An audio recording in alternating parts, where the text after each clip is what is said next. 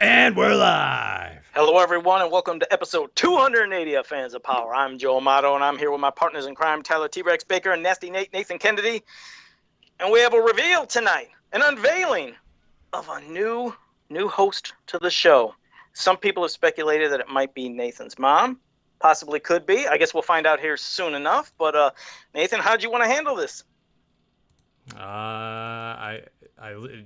Joe, I leave that up to you. It would have been cool if we had add in the idea of giving our new co-host like a dubbed voice, so it sounds like a very menacing person talking, and then almost like guess the new co-host. Yeah, guess the new co-host. Yeah. It's altered. They're all having their shots at it. We see a silhouette of the person.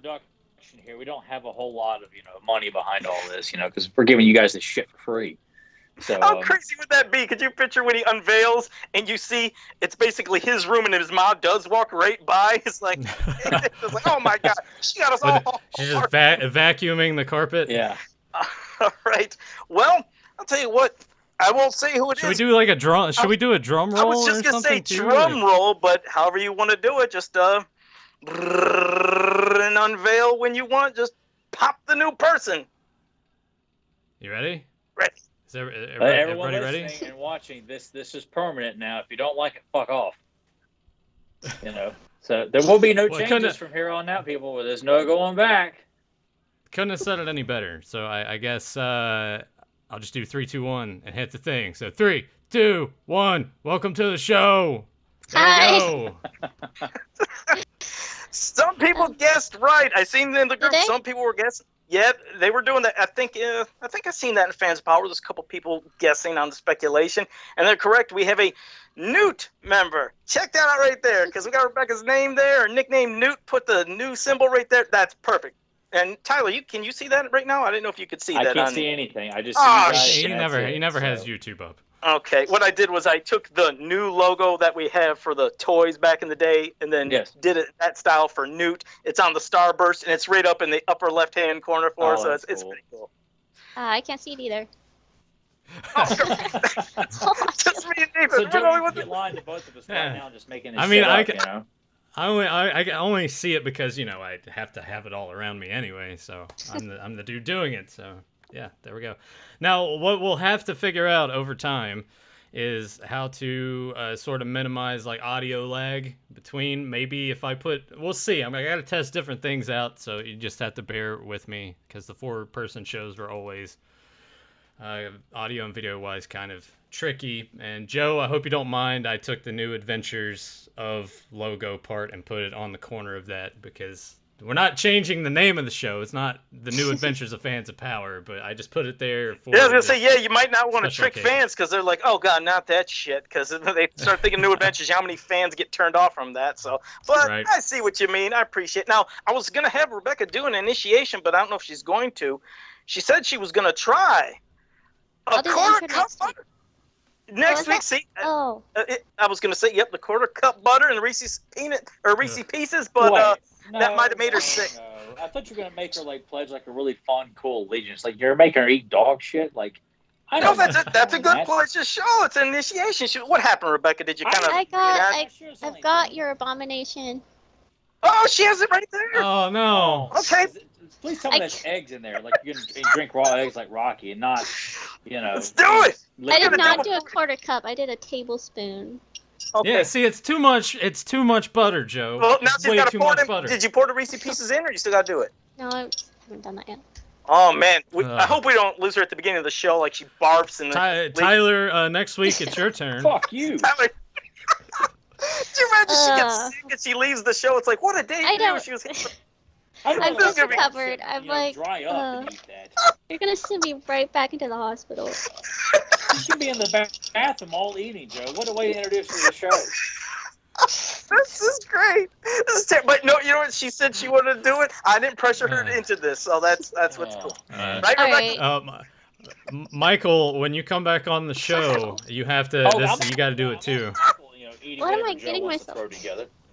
Here we go. Well, this seems a bit cruel to her, in my opinion, to make her do this. Like I kind of feel like I can't be a part of this. In fact, I'm out. This podcast is over.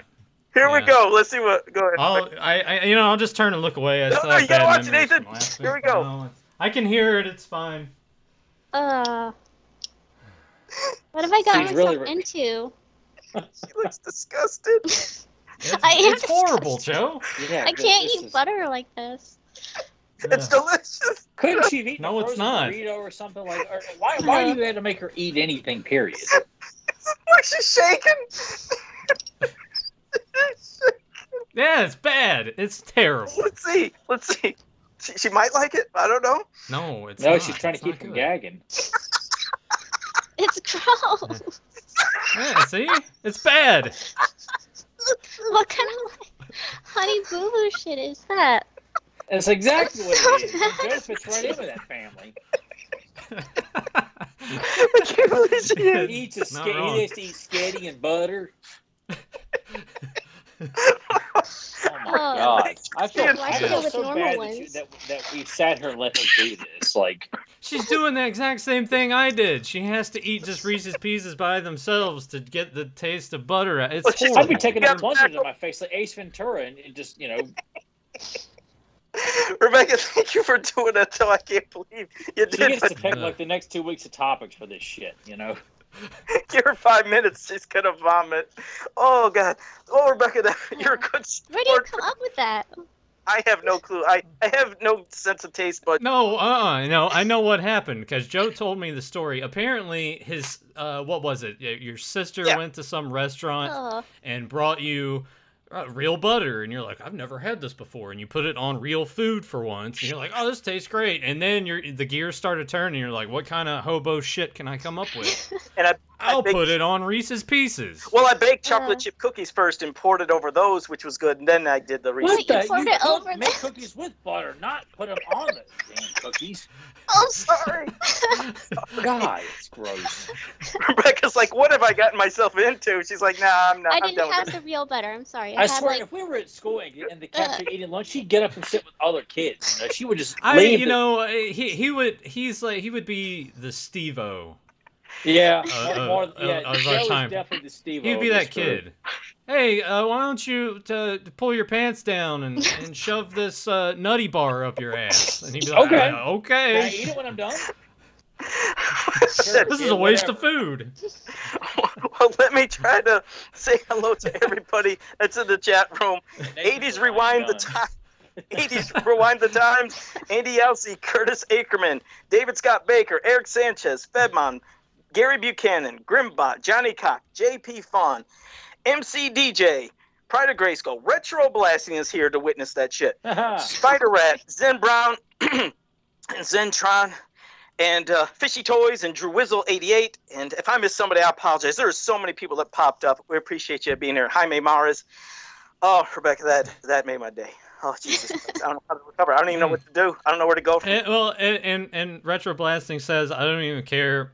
It's not fatal. I don't like hazing. And Michael, it wasn't hazing. She volunteered to do it. Actually told Joe she was going to do it before I even did it last week. So I kind of stole her thunder. She actually did. She volunteered. I didn't force her. I swear I didn't twist her arm, so I thought that was pretty cool. So Retro Blasting, you could give me a break because he says, that's effing gross. Don't wreck a treasure like I mean, he's right there. He said, don't wreck a treasure like Newt. Rebecca, you will never be treated that way on Retro Blasting. You will be treated in a way worthy of your station. So there, I guess I'm a big person.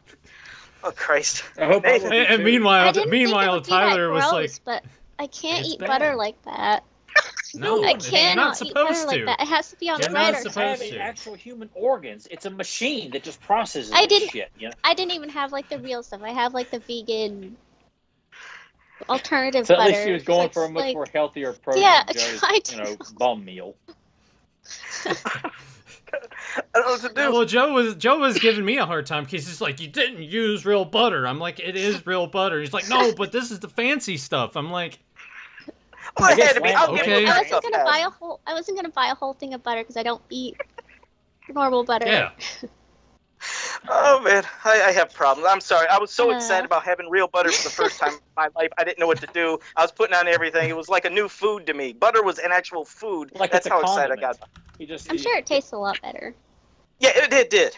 So, well, Nathan, Tyler, how did you want to start it or pass it off where we get to the discussion? How do we transition from this? So, like, there is no sensible way to transition. Well, I mean, there were a couple things if you guys wanted to talk about them with Mattel Creations and some rumors that Joe had heard that I guess are being talked about now somewhere else. Yeah, the rumors are being talked about somewhere else, but I think with Mattel Creations, but I know He-Man movie.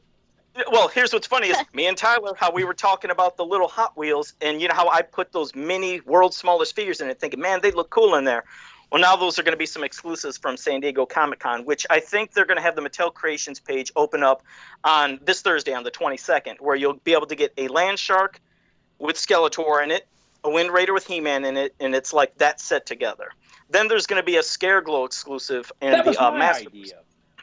Well, first, remember, I showed you them in there, and you were like, yeah, it'd be cool if they were in there. So I was we both did. We're on the same wavelength. But I did show them. Remember, I was showing my pictures when I first got them. But then Scareglow, there's going to be exclusive of the Masterverse version of that in a special box set, a special box. And then the last one, I don't even understand the logic. It's Battle Rabbit. It's Battle Cat as a rabbit. It's like, I don't even get that. And that thing. This is for the classics? No, this is for some random. What the hell was it? Was it some kind of Mega Block shit or something? Either way, it was like $55. I was like, wait, that's $55 for that big pile of shit? But Scareglow was only $35, so I didn't understand the logic. But anyways, July 22nd, this Thursday on the Mattel Creations page. I'm sure the page is going to crash, but that will be happening there. Then there was a rumor. It was popping up on some website, and of course I know Grim in the chat will give me shit on this because I was thinking, hey, it'd be interesting. But they had listings of upcoming waves of Masters of the Universe Origins figures, which included like Clawful, Buzz-Off, and some others. But then Sunman was listed. And I was like, Sunman, what the hell? I was like, wait, what? Are you shitting me? Is Sunman possibly going to come back through Mattel now? And the ironic thing right now is, there's been a little buzz of this, and it was one page on Facebook. Somebody's doing an interview with Wila Eason right now, the creator of Sunman, over on one of these Facebook groups. I think it's over by now, but I don't know if they got to the... Well, I have just been informed by Ron Ratliff in the chat that the Sunman interview was a complete waste of time. They never said anything? Oh, damn. That's all. Said. Oh, well, I mean, if anything, I don't know. Well, from what I've seen, I know she was, of course, talking about the history of how, she came up with the line, which it's always fascinating and it's great to hear. But I thought there was going to be a tidbit, some kind of drop of news. Maybe they weren't allowed to say that in case that rumor. Well, like I said, this broke on a website that was showing listings of the figures. So it wasn't like through anywhere like, let's say, a Toy Arc or some of them other websites that have official things and pictures. It was a listing of figures with prices. And I don't know, maybe that was a leak that shouldn't have happened. So if it's true, maybe she wasn't allowed to say anything. But I'm sure we'll find out something soon here, hopefully. But yeah, I don't know. And it was Mega Constructs was the crossover with that crazy Battle Rabbit. That's what Fedmon just said. So I thought it was something like that. Isn't that line being canceled? I don't know. I'll be honest. I don't collect that Mega Construct stuff. It never was my thing. Anybody here? Rebecca, you even collect Mega Constructs, or is that not your thing either? Nope. Yeah. No. So, some people like it, but yeah, it was just not my thing. But let's see. Von Ratliff just said she said that she could not talk about it. Well, then maybe this is going to be true. It would be great. Yeah, I can't talk about it means yes. Usually. Yeah, exactly. That's the special meaning of it, definitely. Because I put a picture of just Sunman on my Facebook page today, just talking about, it'd be great for him to return, and you should have just seen the positivity. There was no negativity. Nobody was like, I don't want Sunman. People were like flipping their minds, like, what the fuck? This is really going to happen? So if it does, it'll be fantastic if he comes out, and then to get all the other characters as well. But I guess it's going to be a wait and see. I would get the Sunman. I'm very picky and choosy with my origin figures that I get, and probably get Sunman. Definitely. What about you, Tyler? I know that you still don't really flip over Origins, but would you get Sunman if they did release him? If they didn't fuck his face sculpt up and actually treat the character with dignity, not write a shitty mini comic to attach with, and that treats him like a stereotypical black man, then yeah, I would buy it. I'd buy one for my nephew and one for myself. If they want to incorporate more characters, then great. Because I think it was like when Hasbro incorporated Matt Tracker into the G.I. Joe 25th anniversary line, like it worked very good. Like I thought that was an awesome idea. So if they were to do this, or like the I think it was the Rebecca, you can probably correct me on this one, the Warlord series that Remco did. Oh, the Is it World of the Warlord or something like that? Land of Warlords, I think. Land of Warlords, yeah, which is very He-Man-esque too. Like if they would incorporate that into it, like that goes along well with all the vintage figures. Well, but those are some fantastic looking figures. Yeah, there are some awesome looking figures. Demos and oh god, I can't remember the name of the hero, but they fit in perfectly with He-Man. So it's some good ideas, and if Mattel has any damn brains, they would make sure it looks as good as it can be, because it's a good idea. And if they're not going to create any good new characters, like some people probably can, then incorporate characters that have not been fucked up. And I just hope that they're not going to go along. Let's just give them a really angry, weird, awkward extra head sculpt and charge $30 for that. But, well, make him look constipated. I think that's the goal. Make it look like he's just taking a big shit. They're not going to screw Sunman up and anyone else that accompanies him. But I think it's a great idea, and I hope they make it look like an A+, because I will buy it. Yeah, because the figures, the vintage ones, are so expensive. I mean, when you think about the other ones like Holographo, and I think there was a Boltman, and there was a lot of others. Of course, Pighead, I've done a bunch of him. Zapman, Hypno. I would love to have them, but it's like they rarely pop up on eBay, and when they do, it's like, no, that's beyond Joe Amato money. So I could just picture if they released all of them eventually throughout the line. If it happens, like I said, it'd be great. But again, I guess it's going to be a wait and see on it. But there need to be more bootlegs. We need to have. Someone just needs to come out with a line of bootlegs. A line of Dollar Tree, like bootlegs, Yeah. That'd be awesome. What's weird? Think about that. Like, they used to have tons of bootlegs for Masters of the Universe back in the day and knockoffs. And then when the 2000X line came out, there was some different kind of knockoff and bootlegs, things from China and Mexico. But when it came to classics, we got no knockoffs. And then Origins, I don't think we've seen any. It's like, I miss that. I miss that sometimes when they would have that. There's people just like, let's just make that shit. It'd be so cool. But it's weird. I wonder why they haven't been doing that as of late. Maybe that one company. Because it wouldn't do that well. And depending on where they would sell, like, I don't know, the distribution problems that all these other bigger companies have. I can't imagine a smaller company. It would have to be Dollar Tree or Big Lots. It couldn't be anything exclusive to like Walmart, Target, or just like an online thing on some random website. That would be the only way to get it across.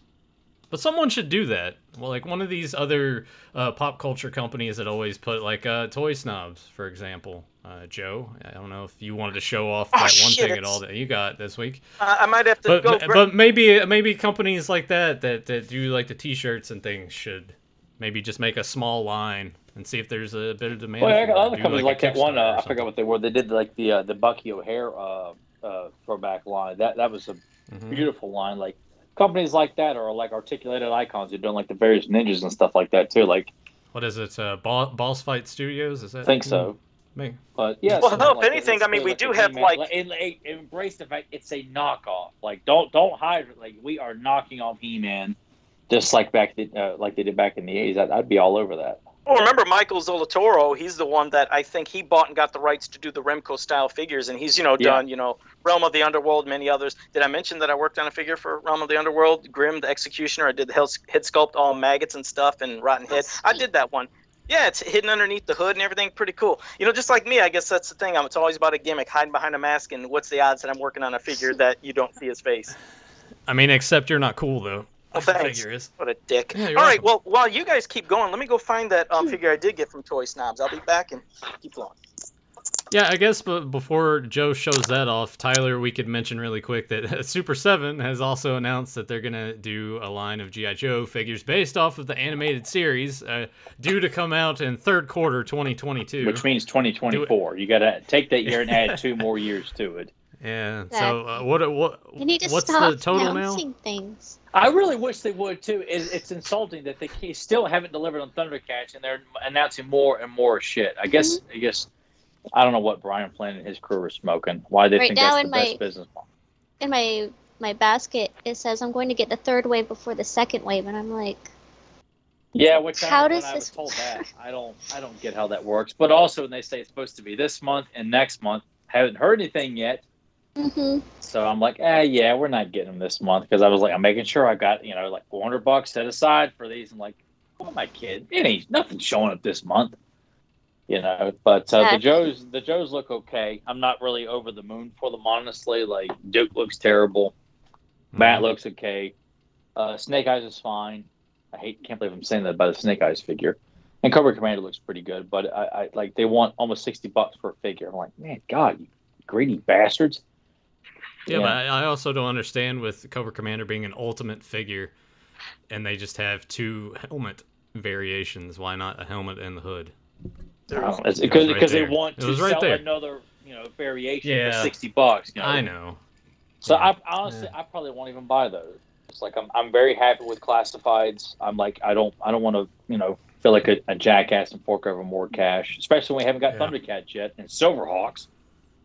Yeah, still got that too. You getting that? And then all the turtle waves that they've done. I put it off because I don't know when that's gonna be, but I want to get them. I do want to get those. Cool. I think I froze. We're on the same boat. Oh, sorry, Joe. Forgot you were there. No, I did too because I looked at the screen and I think I was frozen, looking down for about a minute or something. Now, okay, I'm moving now. I'm actually moving. I thought you were just messing with something. No, I said, well, yeah, no. I'm sure that he was. I was. Oh, just give me just one more minute. Oh God, that's terrible though. That well, now you can actually see my freeze there. But yeah, sometimes oh fuck, this is probably gonna bomb me. Permanent image, it's like a freeze image, like a Joe in the wild. It's just like. Oh my God, this is terrible for me. I'm not gonna be able to show. I'm gonna try to really slowly move this into frame because it's probably gonna freeze. But first, it's the case for Turtle Tour. No, anyways, Toy Snobs years ago had me. They commissioned me to make a Turtle Tour figure based off of their design of like a Skeletor as a Ninja Turtle, and I did that years ago. They loved it, and I appreciate it. It was an honor making it for them. But they said, you know what? They wanted to make an official one. And they found a company, and as of late and just recently, it finally came out. But they had a short run of these, and it's an actual official Turtle Tour figure. And that's a damn good quality, really strong, really durable. I'm really impressed. It's I think it went through an actual company. It wasn't just like they mold and cast these and did them resin or did something like I do. This is factory made and pretty damn cool. So I just got that the other day, and it's cool to have an actual Turtle Tour figure. So like you said, yeah, it is. So Toy Snobs, they did this. It's amazing. I'm glad I got one through them, and yeah, it would be cool, like you said, seeing more companies doing kind of knockoff things or other stuff as an homage to things that we like, because we're gonna buy them up. That's better than just releasing the same characters over and over. Yeah. So we'll have to see if they're going to do more of these or have something else. But, well, as you can see, this is the theme, obviously. We have a new member to our faction. So that's what the theme of this episode is going to be, is making a new member for every faction. Heroic Warriors, Evil Warriors, Snake Men, the Horde, the Great Rebellion. And I can't wait to see how Rebecca shows us up, because what she was saying before the show started, was like, oh, Jesus Christ, we're not prepared. I'm saying like, oh, I'm going to have the name of this character, or I'm just going to talk about a description.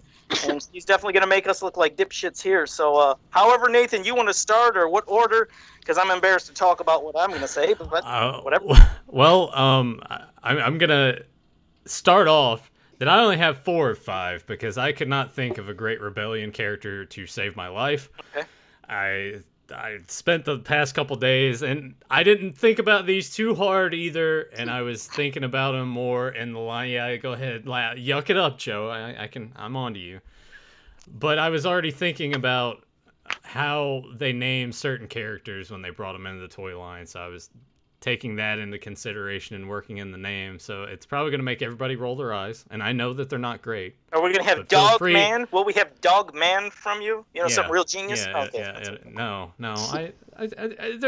They're okay, and we'll get to those. So should we do ladies first and let Joe go ahead and unveil his first character? What a prick. You want to start off with the Heroic Warriors? You want to go with them? Yeah, let's go with Heroic Warriors first. Well, for me, I didn't. Yeah, sorry I didn't go through naming all these characters. Just because, by the way, when I made new custom creations and classics and stuff, I would give them names. I'd give them bios. I gave a whole backstory. But this, I was like, it's just something for fun. That's why I can't see what Rebecca does to make me look stupid. But no, as for just a Heroic Warrior, I always wanted beyond. Okay, like I've said before, we have Orko that does magic, Sorceress, but she's always in Grayskull. So I always thought, I always wanted to see somebody out there being able to engage with Evelyn Skeletor more with magic just beyond Orko. So I was like, why couldn't we have had somebody that, and it wouldn't be the stereotypical like, oh, we got to have it, a female doing the wizard stuff and the magic. Why couldn't it have been a man? It'd be great to see if there would have been just some male warrior that could have been using magic to fight Evelyn, to fight off Skeletor, any other people that could have been there. It would have been something that would have definitely complemented the group of the heroic warriors, seeing as Orko never really got time to shine. He does at times, but basically it's always, he fumbles something up, even though he's the most powerful wizard in Trala, whatever. But I know when he's on Eternia, his magic's screwed up. So for me, I just thought it'd be cool to have a new magic user, and it could have been a male character. No name, but let's go to You didn't even name any? You didn't even name any of these characters? Nope, I didn't. I didn't name any of them. I named one, I think, on the when we get to the Snake Man, which is the snake. Bad. What? Now I don't feel as bad for it, because at least I gave mine names. Nope, I did no names. You'll see why. I just gave descriptions, but I can't wait to see what Rebecca does to put us to shame. Here we go. Well, this one was actually my boyfriend's idea. So, cheat a little bit. My boyfriend came up with this one. This was the volcano guy. Volcon. And he was going more for the toy gimmick. And that he's a heroic warrior. Even though he looks bad, he's actually good. And that, like how the dark side figure and the Jawa figures, when the light would shine through them, their eyes would glow. Yeah. So all those pieces of the lava and the magma inside of them, those would be transparent and glow. So, yeah, that's what he came up with. God, look at this. She's even got drawings of that and concepts. This is unbelievable. I can't see anything, so be as thorough with your description as you can. I'll send them to you, okay, Tyler, as we go along. That way you can get a good look at them. All right, there's that one for you.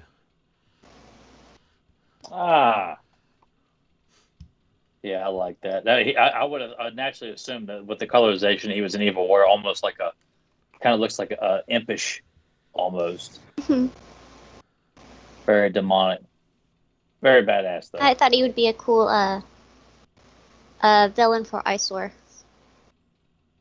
Yeah, fire and ice there. Yeah. I think there's going to be some similarities in terms of things like that tonight. Ow, I just hit my elbow. Look.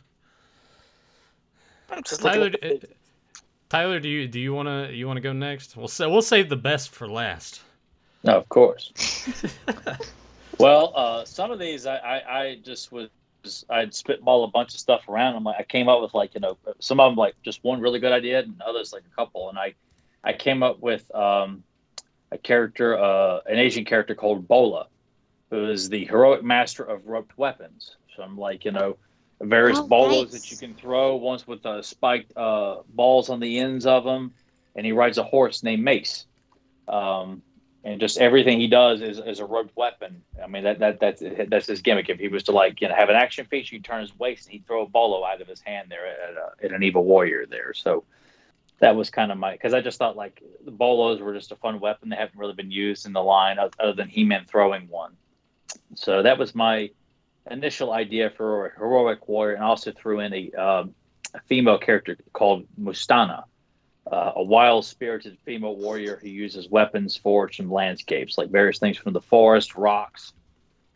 Pretty much ripping off Grace Jones in Conan the Destroyer, just because I fucking love her portrayal as Zola. So. Dude, you'll see my Great Rebellion character, but it's based on the original male Zola. Look at this. We're ripping each other off. Show me off with it. Oh, my God. Which I will show off once we get to the I can't wait to be. I love your idea. Both of them. Thank you. Those are great. Yeah. Thank you. God, this all right, is... Well, time for me to come bring it all crashing down.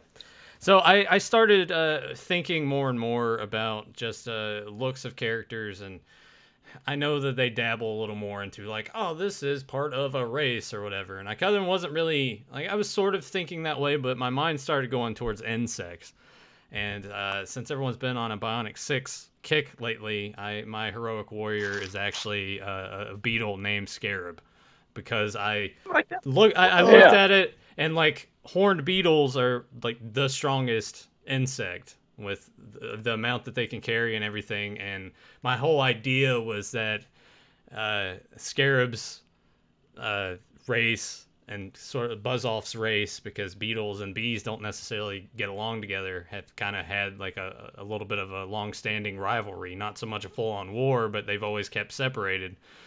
And then evil comes around and it kind of changes the beetle race's mentality, and Scarab decides to join. Look at that, Joe. I like that. Came up with a full-on That's backstory. awesome. What did you? I did some lazy shit. The only one that has good, any. That was really good. That was good. Like I said, Well, the only one I have. I want Retroblast to know that Bionic 6 is still reigning, just like rampaging, even on this podcast. So he can say what he wants. He cannot stop how badass the influence that show is having on all of us here. Well, except Joe. Yeah, exactly. Have you watched it yet, Joe? Let me see. I got to get to my next character now. Well, hang on, Joe. The other thing I was thinking about when I was thinking of the look, if you look at the horned dung beetle, just the shape of the horn in the face, I think that would like make for a really good armor onset too. It would look like a strong character, very toyetic. I think it's something that kids would see and be like, got to get that one, especially if you make the paint apps kind of shiny and metallic a little bit. Absolutely, that was what I was before you said that. I was damn it, that's what I was thinking as well.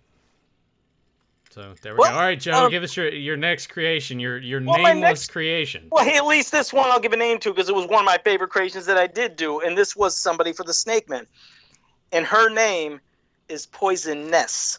So have goddess Poisoness, and she's a witch of the Snake Man. Poisoness uses her powerful magic to help and aid King Hiss and the rest of the Snake Man warriors in all battles.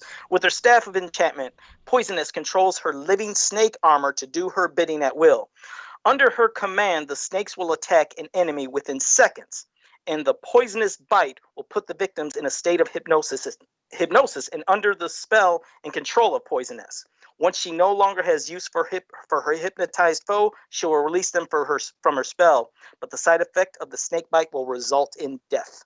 So it was a little gruesome, it was a little evil, but I figured having somebody that was using her powers, a witch for the Snake Man, and being a female, and with all that powerful magic and having her people do her bidding, I thought it'd be interesting, but it has an evil, bad side effect after the poison leaves. Kills them. Nice. Happy day. I like the idea of a witch for the Snake Man. Like, we need more witches in the mythology, too. So I like that. I like that a lot. Thank you. That's awesome.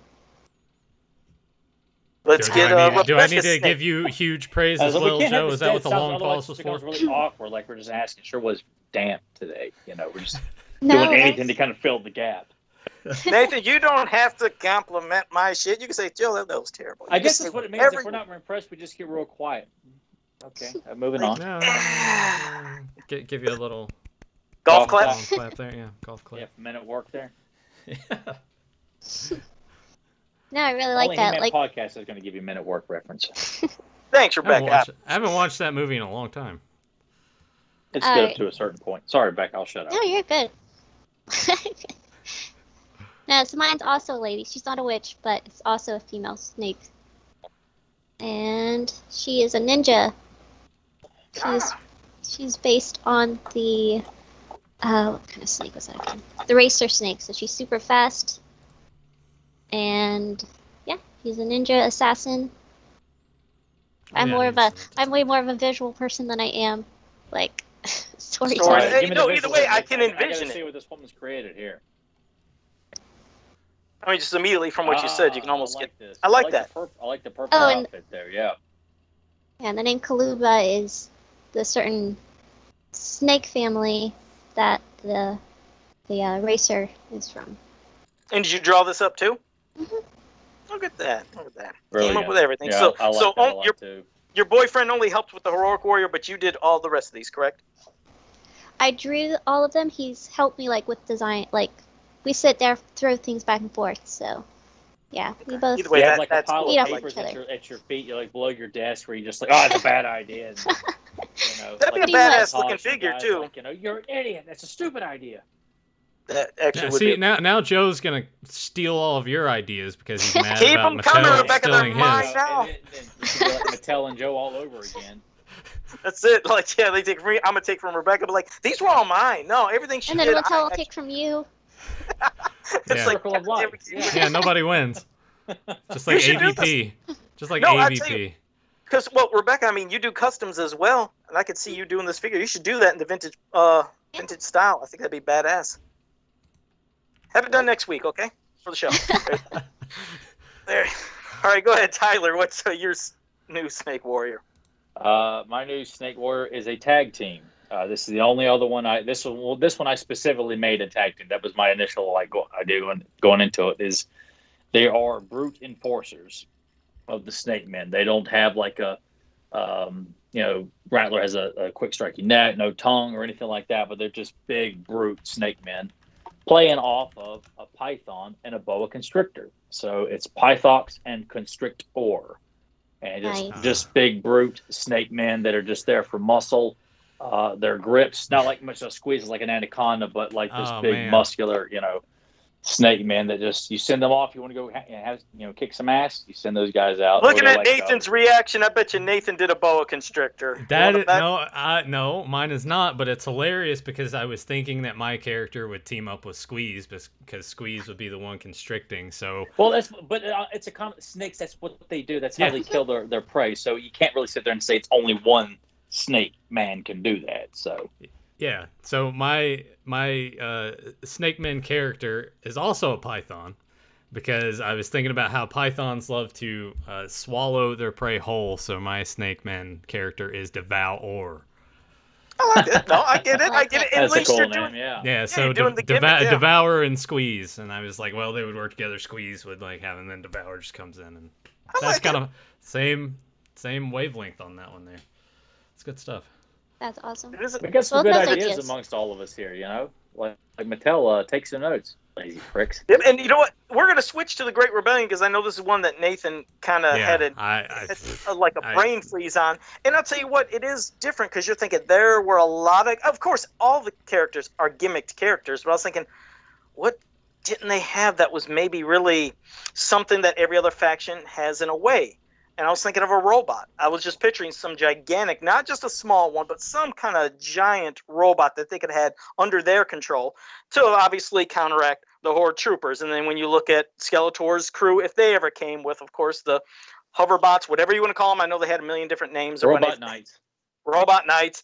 And then you think, well, of course, there's Roboto for the Heroic Warriors, and even the Snake Men. You could say Blast Attack, because yes, Blast Attack is a Snake Man. That's my fucking way of saying it. That's how it's going to be. But I know some people say no. You don't have to sit there and say it's your way. It is the way. Yeah, so them, I figured they could have a robot to counteract with everybody else. Everybody usually has something that fits to where everybody has a reflection of that in all the other groups, but not anything to. Yeah, so I just had a formidable giant robot that I envisioned. Gave him no name, but that was it. Maybe I'll do a custom. That's half the time. I got no name. Yeah, no name. But what's weird is sometimes, when I was doing even the customs, when I was coming up with all the original stuff back in the day, I told you I would do a custom. I had a vision in my head of what this thing looked like, and after it was done, I told you it was called the 15-minute bio and name. In 15 minutes, I would write up a bio for the character and give it a name just like that. That's how I used to do it back then, because I thought sometimes overthinking it just made it too complicated. But once I seen the vision in my hand, that's how it is. I mean, when I'm just like I said, when I do my customs, I have a vision, I do it, and then a name comes. So, and a story can come. But I'm kind of that way too. It's like I have to start drawing and then just let it take shape and then develop a personality and. Yeah, exactly. It's like you flesh it out. When you bring it to life, whether it's through a figure or, like you said, through a drawing or anything that you do, you're right. There's two different types of artistic brains, and one can look at a canvas and say, I want to fill that, and some will create something and then find a frame for it, if that makes sense. Yeah. It makes perfect sense. It does. I like Bob Ross. Love watching Has he said that? What's that? Has he said that? No, it just sounds like something he would say. Oh. I watch Bob Ross. My brother's a big fan of Bob Ross, and so is my granny. But it just sounds very poetic. I can see her as when she's making an illustration. She's telling her audience on her YouTube channel that very thing there. Make a great T-shirt. Joe. I bet you Rebecca will come up with a really badass Great Rebellion member. I could just go ahead. We got to hear this and definitely. Oh yeah, like I said, he's Kane. I named him Kane because that means warrior. And he's based off of the original comics, Zula. So I love that character so much. Oh, he's so good, and just the way he looked was like, oh my god, that's a badass. Yeah. So yeah, his story is that his people were one of the first wiped out by the Horde when they invaded Etheria. So he's the last of his people, and he's been kind of a loner until I'm sure somebody better storyteller than me he meets up with Shira and discovers that he can trust people again, and yeah. That's a badass design. Yeah. If you why don't you send me a couple you. $100, I'll make that figure for you. How's that sound? Send me some money, I'll turn it into a figure. Everyone I see, it's like I'm just doing this for money. But that, yeah, exactly. That's a badass design. I wanted a man because my favorite episodes of She-Ra are when like Seahawk or He-Man and them are on, and that counteraction and that balance between masculinity and femininity is always see, that's what I was picturing, like the same thing with what you're saying, because I was like, okay, we have Bo, we have Seahawk, and I was thinking, should I do a guy? But I was like, that's when the robot came into my mind. But I see what you mean. It's like you said, you got to get some kind of balance to make everything seem like it's just right there in the same field. So I understand that, but it's a great concept. It's a great idea, yeah. I kind of wanted to do my Vince voice and just be like, that's gotta be Kane. Oh God, yeah. I remember that. Was that Hell in the Cell or some shit? Or yeah, God, which was that was what 90. Was that would have been 97? Yeah, holy shit. October 97. Yeah, that was a long time ago. Eee. Yeah, doesn't seem like it was that long ago, but that was. Yeah. All right, what you got, Tyler? Well, I went with one of my favorite things about the She-Ra cast. It's a lot of hot women. So I came up with a very striking new addition to the Great Rebellion, a character called Bright Eyes, and she's a beautiful, striking woman who, aside from using her beauty to flirt with the villain she's trying to take down, or to just manipulate or whatever. She uses her beauty, but then when she's ready to kind of cast the final blow, her eyes flash as bright as stars and blinds her opponent for her to take them down with her bow staff. It's a very simple game. I felt like it was a figure. Her eyes would just light up like there's a switch in the back to make her eyes flash.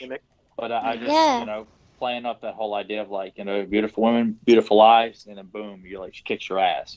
Something simple, like but I felt like it fit in with the. I can totally see that. That fits right in there. Thank you. Now let's hear the amazing one from Nathan. Nathan, did you come up with anything on the fly? No, Fly Man. With a sword, done. Yeah. It's called Dump Store. It's this big robot dumpster, and he kind of looks like Joe a little bit. And he was created by Modular. Makes people eat butter. Yeah. I still feel that in my throat. By the way, I can't wash it. See? No, it's not even real butter. That will last probably another 2 hours, and then it'll go away. I promise. I'm gonna sleep with a bucket next to your bed. Your boyfriend's gonna be up with you all night. It's like that asshole Joe. He's shaking his fist the whole time. Sorry about that, Rebecca. Well, at least you got a little taste laying of in it. bed laughing the whole time. After I'm done with the podcast. Well, it's like Jim Carrey and Dumb and Dumber when he's on the moped riding away. Yeah. I can see Joe riding a little moped around town too. Oh, after the X-Lax? Oh, I get you. You. I laugh. I like that part. That's terrible. Finally, a movie that Joe has watched. Yeah, I did. Yeah, see, I know a couple things here and there. I'm not as dumb as I look. It's close, but not as bad. So now let's get to the Horde. For the Horde, it's one I mentioned before, but I always liked. I just pictured somebody like almost a guardian on the outside that you wouldn't know. And it was always, part of it was from my love of Stondar Rock-On, in the Meteor Orbs, is just picture a gargoyle outside of there, the one that would come to life. It was almost like a protector of any part of this area, and then he would awaken when there'd be intruders. But I just thought it would be so badass to see a gargoyle type character in the world of Masters of the Universe or Princess of Power, but something that would be stone coming to life. It would be so creepy. And again, the aesthetic of how you have the toys, the Stondar Rock-On, you just lift them up, but you could just picture the wings almost like this covering them, and then he opens up as the toy. I think that would be really badass.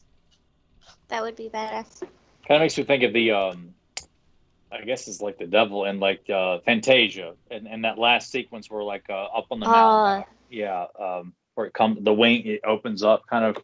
I think it's been so long since I've seen it. Am I thinking of the right thing? Yeah, you're thinking of the right thing. Okay. That's how he starts like that and then opens up. That's when Joe described it. That's what came to mind. Love that. I hope there's never been a figure. I hope there's never been a figure like that. But no, not that. Now that's one thing I don't know if I'd even be able to pull off. I can do a lot of things with customs. I've had light up features. Well, just use Play-Doh. Play-Doh. But yeah, I don't know. I'd have to do a lot of reworking to see if I could bring that gargoyle to life. It'd be cool and to sculpt it to where it looks like obviously stone. But maybe I'll try to pull it off sometime if I can. It'd be hard. But Rebecca, what you got? My turn for a robot. This time it's a female you got a robot. Look at that. Yes. A female robot? Okay. Female robot called Titania. Okay. And she is I don't have much of a backstory for her. You don't have to. I imagine her as like a slave driver, mining the precious metals that she uses to repair herself. Oh, damn, does that be able to stand up against She-Ra. Oh yeah, she's a horde robot for sure. Almost like her hairdo is reminiscent of like Gozer and Spydra, like that kind of punk robotic hairdo there. That's what that makes me think of there. And she almost kind of reminds me. Is that a sex toy whip? Is that some? Only Joe. Is that is that an electric sex toy that she's using there? Like, I'm just trying to picture what that was like. What the hell's going on? What my character Bola would be using. Oh, now we got enemies here. We got Titania versus Bola. She's into some freaky shit here, this Titania. I don't know what's going on, but what's happening, Rebecca? I just picture Dialmog is always trying to, like... Oh, yeah, he's trying to get with hit on her. Yep. Oh, Jesus Christ. No, I love the design, though, Rebecca. That's... Yeah, I like that a lot, too. Little inspired by Princess Kerma, was it? From the Brazilian comics? God, you remember all this shit. I mean, you remember that. She's saying a character I don't know, so that's well, God, I mean, she was pulling off so many. I mean, she did it, I think a few weeks ago, too, when you brought up another character. Was it, Shazar? Yeah, Shazar. But Shazar. Yeah, I was like, God, she's pulling up some. She's doing some Joe Amato shit where Tyler's like, what the fuck are you talking about? At least when I said Zuba Rex, that was the United States, Tyler. When I said Zuba Rex, that was here. I don't give a shit. It was a made up little piss tank character like this big in a board game. Like, I don't care. He's unstoppable. At least the character you see actually probably engaged in battle, contact. You know, they weren't just a little baby. They didn't look like a knockoff Yoshi. But I did. I brought up other things from other countries. I was like, "Oh, fuck, yo, you and that most shit." Of them stink. Like they're all just lame. They're not. Well, you know. But what's great now is if Joe and I get the idea to do any of the UK stuff, then Rebecca can join us, and it can still be a 3-person show. So there we go. And I can sit in my den and stew for a while. No, to be honest, I don't think Tyler was. He was, like I said, when we did that one read-along story, yes, I could see that was fucking weird. But when we did some of the UK comics stories and the magazine stories, he didn't have problems with that. It was all characters that we've seen and known before, and there were some new ones. Well, but there was good stories. I'm all for new characters, but I mean, there's some made-up stuff like Horde Prime's design in the UK books. It looked like a Sectar to me. It's almost reminded me of Sectar, yeah. That's what I'm saying. Like, if it's just a flat-out bad design, then like I'm not going to sit there and say, well, this is part of vintage. Like, no, it's not part of the vintage line. This is just an idea someone came up with, and it's a very unoriginal. It's just an ugly idea.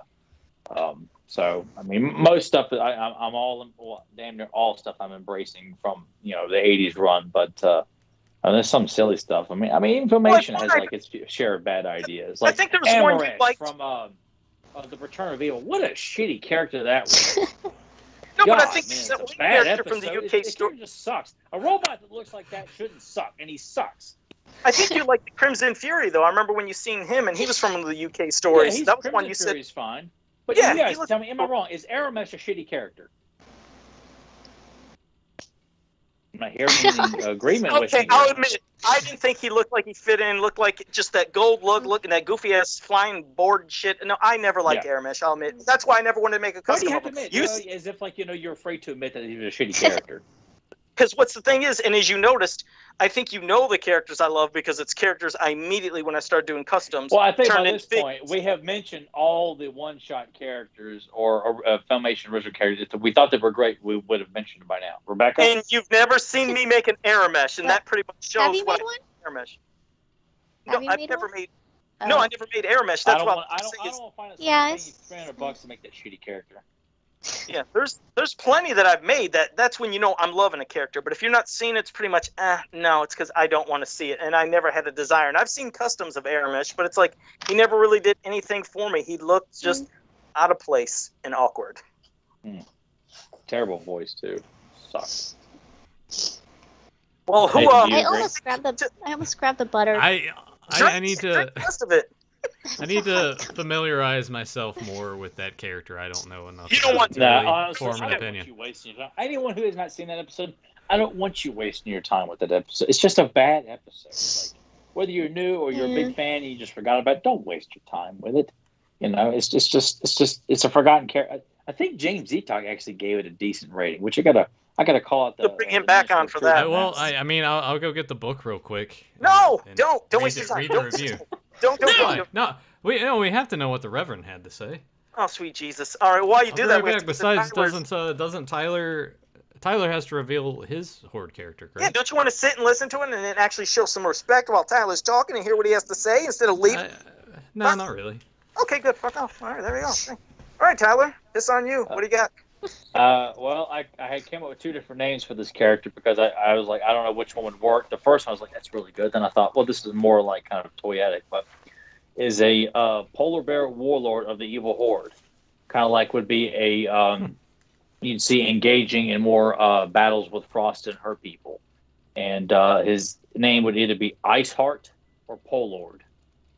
And I wouldn't. Polord, sure I think I like that. Polord. It flows good. It flows good. Yeah. I like. And I figured like a giant axe made out of ice.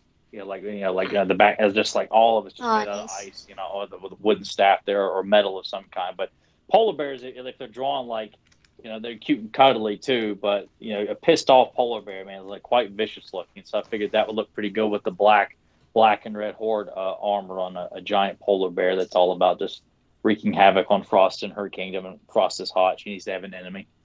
Good wordplay too. No, that fit perfect. Thank you. Yep. What is the name of that episode? Return of Evil.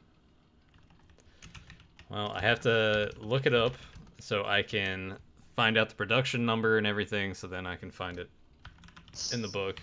Yeah, you had it right in back of you on the floor like that. I thought you were going to have to leave the room. Well, I had the Old Testament sitting over here on the side, so if it's like a must that we need to check out. No, yeah, I can. It's in the first season. Yeah, past it. Oh, all right.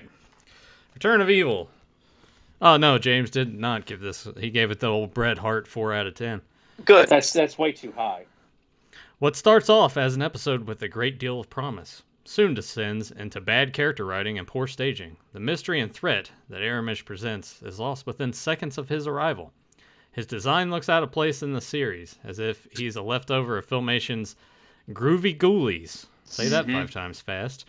The regular cast are given some truly awful dialogue, and the ease of which the evil warriors enter and exit the royal palace soon becomes tiresome. Yep. The episode's most exciting scene, where it appears for one brief second that we're going to learn more about Orko, only helps to confuse us more. Sadly, one of the series' most promising episodes miserably fails to deliver. My apologies to the Reverend there, but it's still way too high. That should be like a 1 or a 0. It's a bad episode, man. I feel like I need to watch it now. You know how I like watching the bad thing. We'll review that next week. Oh, yeah, there we go. Yeah, no. That's the spirit. No. That's the spirit. That's the kind of like. Of course, I would probably much rather review that than have to sit through the dog shit that's coming up on Netflix soon. Oh yeah. Well, I might just say, can we just review The Island instead, or do like a commentary instead of talking about Netflix? Dude, that would will be next... poetic. That'd be poetic if we did The Island. How about that? She's like, I ain't doing this shit. I'm off the show already. Make me eat better. Speaking of shit, Nathan. The Island. I'm out of here. She's gone. Let's hear your shit, Nathan. What do you got? Well, this one was pretty easy. And damn it, I'm getting it over. Coagulus. Our slime pit monster. Yeah, that's what we're gonna have. Coagulus. So it's gonna be. It doesn't necessarily have to be He-Man's DNA, but anybody that's gone through the slime pit, shit happens. Maybe Shadow Weaver's involved. Maybe there's some other sort of magic going on. It creates this monster. coagulus that contains a lot of the powers and abilities of anybody's DNA that got mixed in with the slime. Just temporary, or does it last a while? I think you would have to make it sort of temporary, but I think it would kind of almost be cooler if it was temporary, and almost when you think of like Shang Tsung in Mortal Kombat, how it briefly can turn into another character and use that character's abilities, something like that.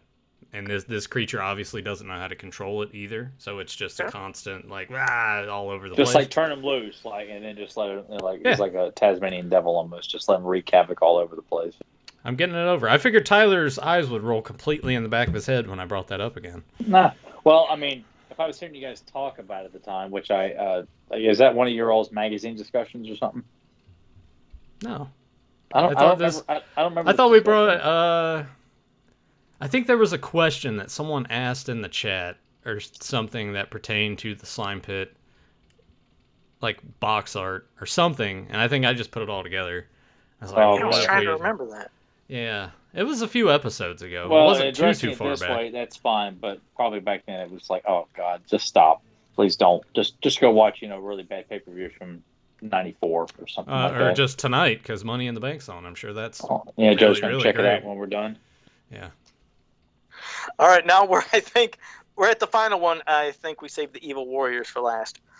But it's the best again, faction.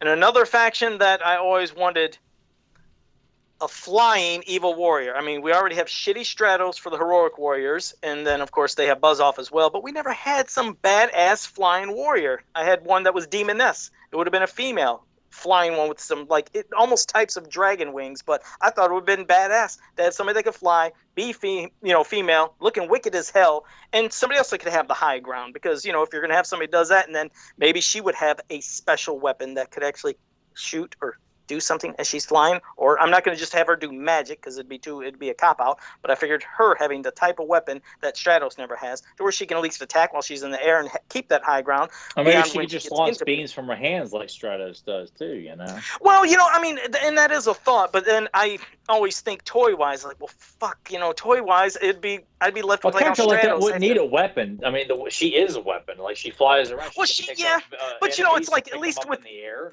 But I mean, I look at Buzz Off, and he has weapons that can do shit, and he looks badass. That's a flying warrior that I'm behind. Stratos, it's like, okay, in the cartoon and comics with blasting shit out of his hands, it works. Toy-wise sucks. So I'd have to give her some weapon to...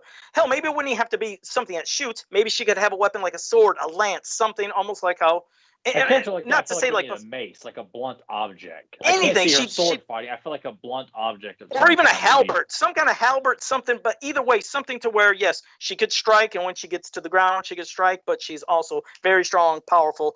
But I think a flying character for the Evil Warriors is sorely lacking.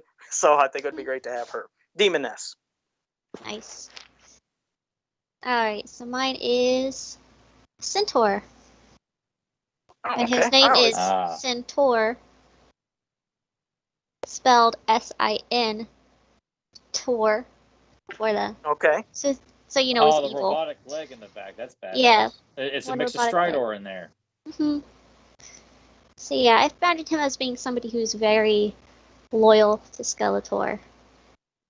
Somebody that Skeletor can count on and is not going to stab him in the back. This is that's pretty much how I built up my Evil Warrior too. Was that mentality of like someone who's not looking to back, because it's like, okay, yeah, I would get it, but it's fun to have more loyal characters that Skeletor respects and that they're not going to turn around and like usurp them all the time. But I like this design a lot. I shouldn't say Strider. I should say that's a Night Stalker leg. Yep. I'm looking at it right now. Yeah, that's badass. Well, to the point that he has like a skull on his helmet and a skull on his belt, and a skull on his sword. Too. Nice little touches like Trapjaw's belt or various other. You drew this up too, Rebecca. You drew this shit. I didn't have time to color it, but I like it so much. I'm like, this doesn't even need coloring. It's breathtaking. Like I said, it doesn't even need color. It's amazing. God, I might turn it into an oil painting because I actually like it so much. I love oil paintings. So you make this an oil painting, I'll buy a copy of it. Thanks. I should put him fighting He-Man or somebody in there. Put that shit on a T-shirt. We'll get this on a T-shirt, Rebecca. I'd wear that. Probably wear Centaur right here. Yeah. That'd be awesome. God, I really want to figure that because, like I said, I've made a couple Centaur figures before, but that one I like that. That's cool. Go shit. make it, Joe. Another thing to steal from Rebecca. Man, she's giving me tons of shit for free. This is great. Thanks, Rebecca. I'm glad that you pointed out Night Stalker because when I was gonna color him, I was like, I'll make it the Night Stalker colors. Just because Night Stalker's got the most underrated color scheme, I think, of a lot of the that whole, and then with Jitsu with him, it's just like, oh, I love that color. See, we got someone who appreciates that duo. Look at that. She even had it right nearby. She's pulling a Joe Amato. She is pulling a Joe Amato there. It's like, I got this right here, and I have this here. Everything's right around her. That's great. Yeah, but see, she doesn't have any gigolos tied up around her like you do with all the hookers, Joe. I agree. This is his coloring, like you said about his coloring. It's so good. Oh God, it's stunning. I will say, I think his color scheme is even better than Stridor's. That purple, gold, and black. Cool. I mean, it's an amazing color scheme, and with Jitsu, I wish we had some Joe. Can't you get that William George artwork of Jitsu on Night Stalker and put that in a damn tank top for me? I'll buy one too. Yeah, she'll buy one too. Nathan will too. Yeah. I'm gonna get Retro Blasted to buy one too. By the way, you're gonna hear about a new T-shirt that we have up on TeePublic. It's yes, that's a perfect time to plug it. Yeah. Yeah, it's all of us, the new fans of Power, all together. It is a badass shirt. Of course, drawings by Grant. Which Joe actually put that up a couple of days ago. So if anybody happened to wander by, then the surprise. Oh, I knew nobody was going to I guess Joe spoiled it. Those are the ones who guessed it right. Yeah, could you imagine that? Exactly. Because there was a couple more orders. I was like, why are there more orders than us right here? So, yeah, somebody must have called on, and that's probably the people who posted it. Well, now we're going to go, Joe. That's what made me want to wear this costume. That's right. Yeah, you guys are going to love this. That's right. All right, Tyler, go ahead. What's yours? And then we'll save Nathan's shitty one for last. Sorry about that. Well, my Evil Warrior is throwing back to what we were talking about last week, is a character called Smoke Shadow, an evil master of voodoo. And basically similar to an amalgamation of various witch doctors I've seen in comics and things, and like how King Willie looked in Predator 2 with the long dreads. But I picture this guy is kind of crouched down all the time, never stands up, almost he's almost animal-like, but always down on the ground. He's got tattoos of voodoo spells all over his body. So if he's ever taken captive and you start reading the hieroglyphics on his body, it would cast a voodoo spell on you. But he's got a skull motif painted on his face, white solid eyes, no pupils, carries a staff with a skull on it that emits smoke. And he calls Smoke Shadow, so that if he's getting ready to attack somebody, smoke emits from the eyes of the skull and engulfs the victim, and you can't see anything other than the shadow approaching, and by then it's too late. Voodoo's been cast. Whatever's going to do to you is going to happen to you. And it just stays in the lower depths of Snake Mountain, confides with Skeletor in private, and is just obedient out of respect towards each other there. Keeps to himself. You wouldn't see him teaming up with Webstorm and Cobra Khan. He is strictly in the lower depths of Snake Mountain. And if he's dispatched on his own, he is working solo for Skeletor, and that is it. So, you know what I find eerie about that? Black. What's that? I said I always find things really eerie. How we can always almost be on the same level. Beyond how we all have had similar characters, but on different factions, even in bringing in robots and other characters. Is with you talking about Juju. I made a character named Juju, and it was a voodoo type character, and I gave him some inking on his chest that would represent his faction. In fact, I just sent the picture to Nathan because I wanted him to put it up on the screen. Oh, but now you send me something in a timely manner. Joe, you need to send me this yesterday. I know I'm a dipshit. If any character I should have showed, this is a character that I was going to have be a member of the Horde. But I was like, no, I wanted to do somebody new for this episode. But he has tattoos, inkings, and stuff on his face. I even made the super small voodoo doll of He-Man that I sculpted. It's the size of it's smaller than a penny, and like little pin needles, like Juju could take spells and use a voodoo doll. But I want to see when Nathan throws it up. What well, hell, I can even send it to yeah, I'll just send it to Rebecca and send it to everybody else. Yeah, all right. I apologize. It always takes me a second. You it's can. It had me thinking too, because honestly, I was going to make my Snake Man character a voodoo character and name it Damballa based off of the deity that's actually a snake.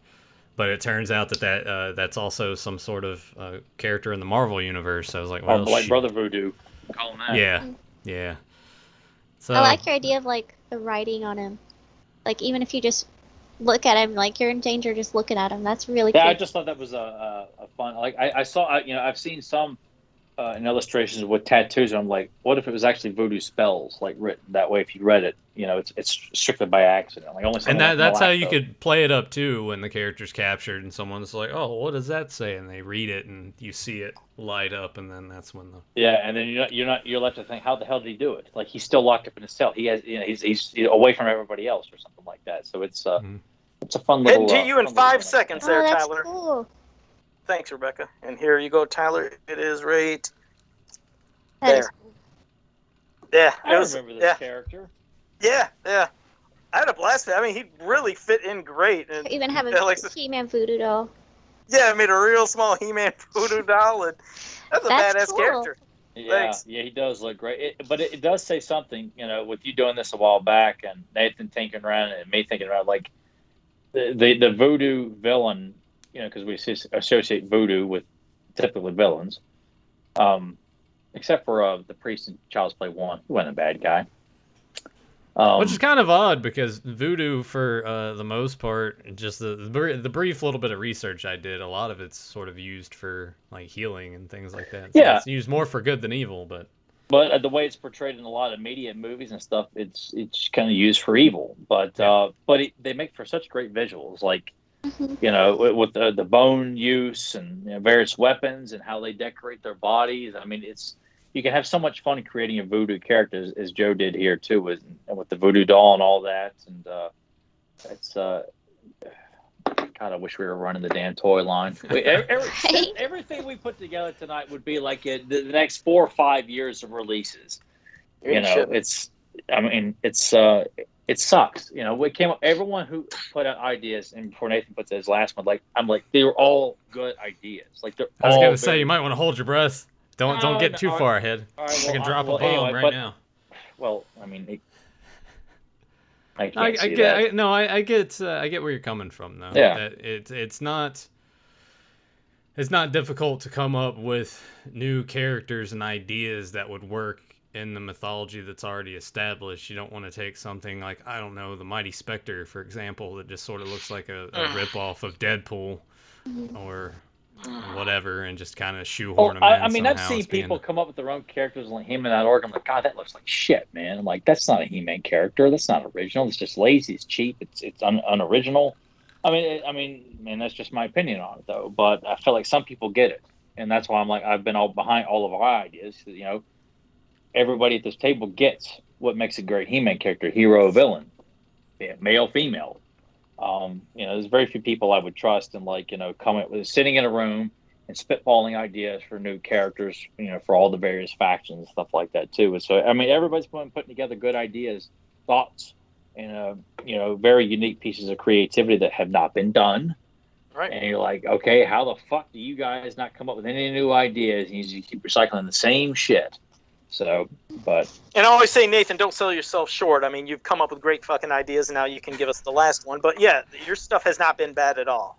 No. I'm just being dumb and hard on myself. But my evil warrior character plays into what Joe did with his horde character. I was thinking Rock-On and Stone-Dar need to have someone within the Rock people that has turned and joined the evil warriors. So I didn't really think in terms of a look for the character, but the name Boldar, to play off of Boulder, playing the whole rock gimmick. So I was like, all right, we'll have that. And I do like the idea of it having more of a gargoyle-esque sort of look. Like you said, you can make it toyetic, and as you take it apart, maybe have wings or some other sort of gimmick that would make them stand out from Rock On and Stondar. So I like it. It shows great minds think alike. I like that idea. It is because I mean it just plays off. Not one particular faction always has to have some. Others can have it, and like you said, you could build upon it and make it their own. You know. And with what you said, yeah, that'd be great. I'd love to have had more of the kind of rock warriors or things like that. It would have been fantastic. Yeah, that's awesome. There we go. There's all the characters.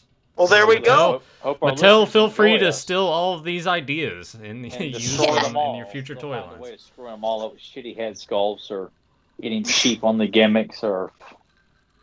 Well, if you guys had with their Centaur character, they'll put Strider's leg on the back end there instead of Night Stalker, just because they're like not paying attention. Idiots. They'll have some similar name, I'm sure. I think it's happened with other people, but we won't bring that up. Well, Spider Riot had said, wasn't there a Rock Lord named Boldar? I was going to say that, but maybe there was. He's on display in my den. Yeah, with that, I didn't dig deeper into, like, is this name already taken? That's just... And I only have one of those. More that I wish I would have had, but he's over there. To be honest, I don't even know what his fucking name is. I love Rock Lords. That's such an underrated, underappreciated toy line. It's an awesome toy line. Well, JP Fawn, how about Stalagmus? There we go. Yeah. I can play around with the names. That was just my idea of having just, like, an evil rock character. But you could also, I mean, people have used, various forms of the same name. I mean, Blade. Blade's, not just owned by the Marvel character. You got one of the best villains of all time. I hate to do this in the sight of all you guys. And then you have Joey Manning. Yeah. Titania's a Marvel character too. But yeah, exactly. I try to spell it with a Y instead of an I just to make it a little different. But well, see, and my character Constrictor, like there was a Marvel villain named Constrictor, but I was like Constructor or Constrictor. I'm like, I'll just stick with more close to the snake name. Like fuck Marvel. And Tyler, don't forget about the greatest blade of all, Joey Manning. Don't forget about that. Oh yeah, that's an inside joke. Like I'm with the Transformer. I don't know what I'm doing. The greatest backyard wrestling champion of all time. How do you transform this goddamn thing? What am I doing? Who are you playing with? I'm trying to show you guys this. Is that Tombstone you got in your hands? I don't even know what the fuck. Here, what is that? Wait, hold it back.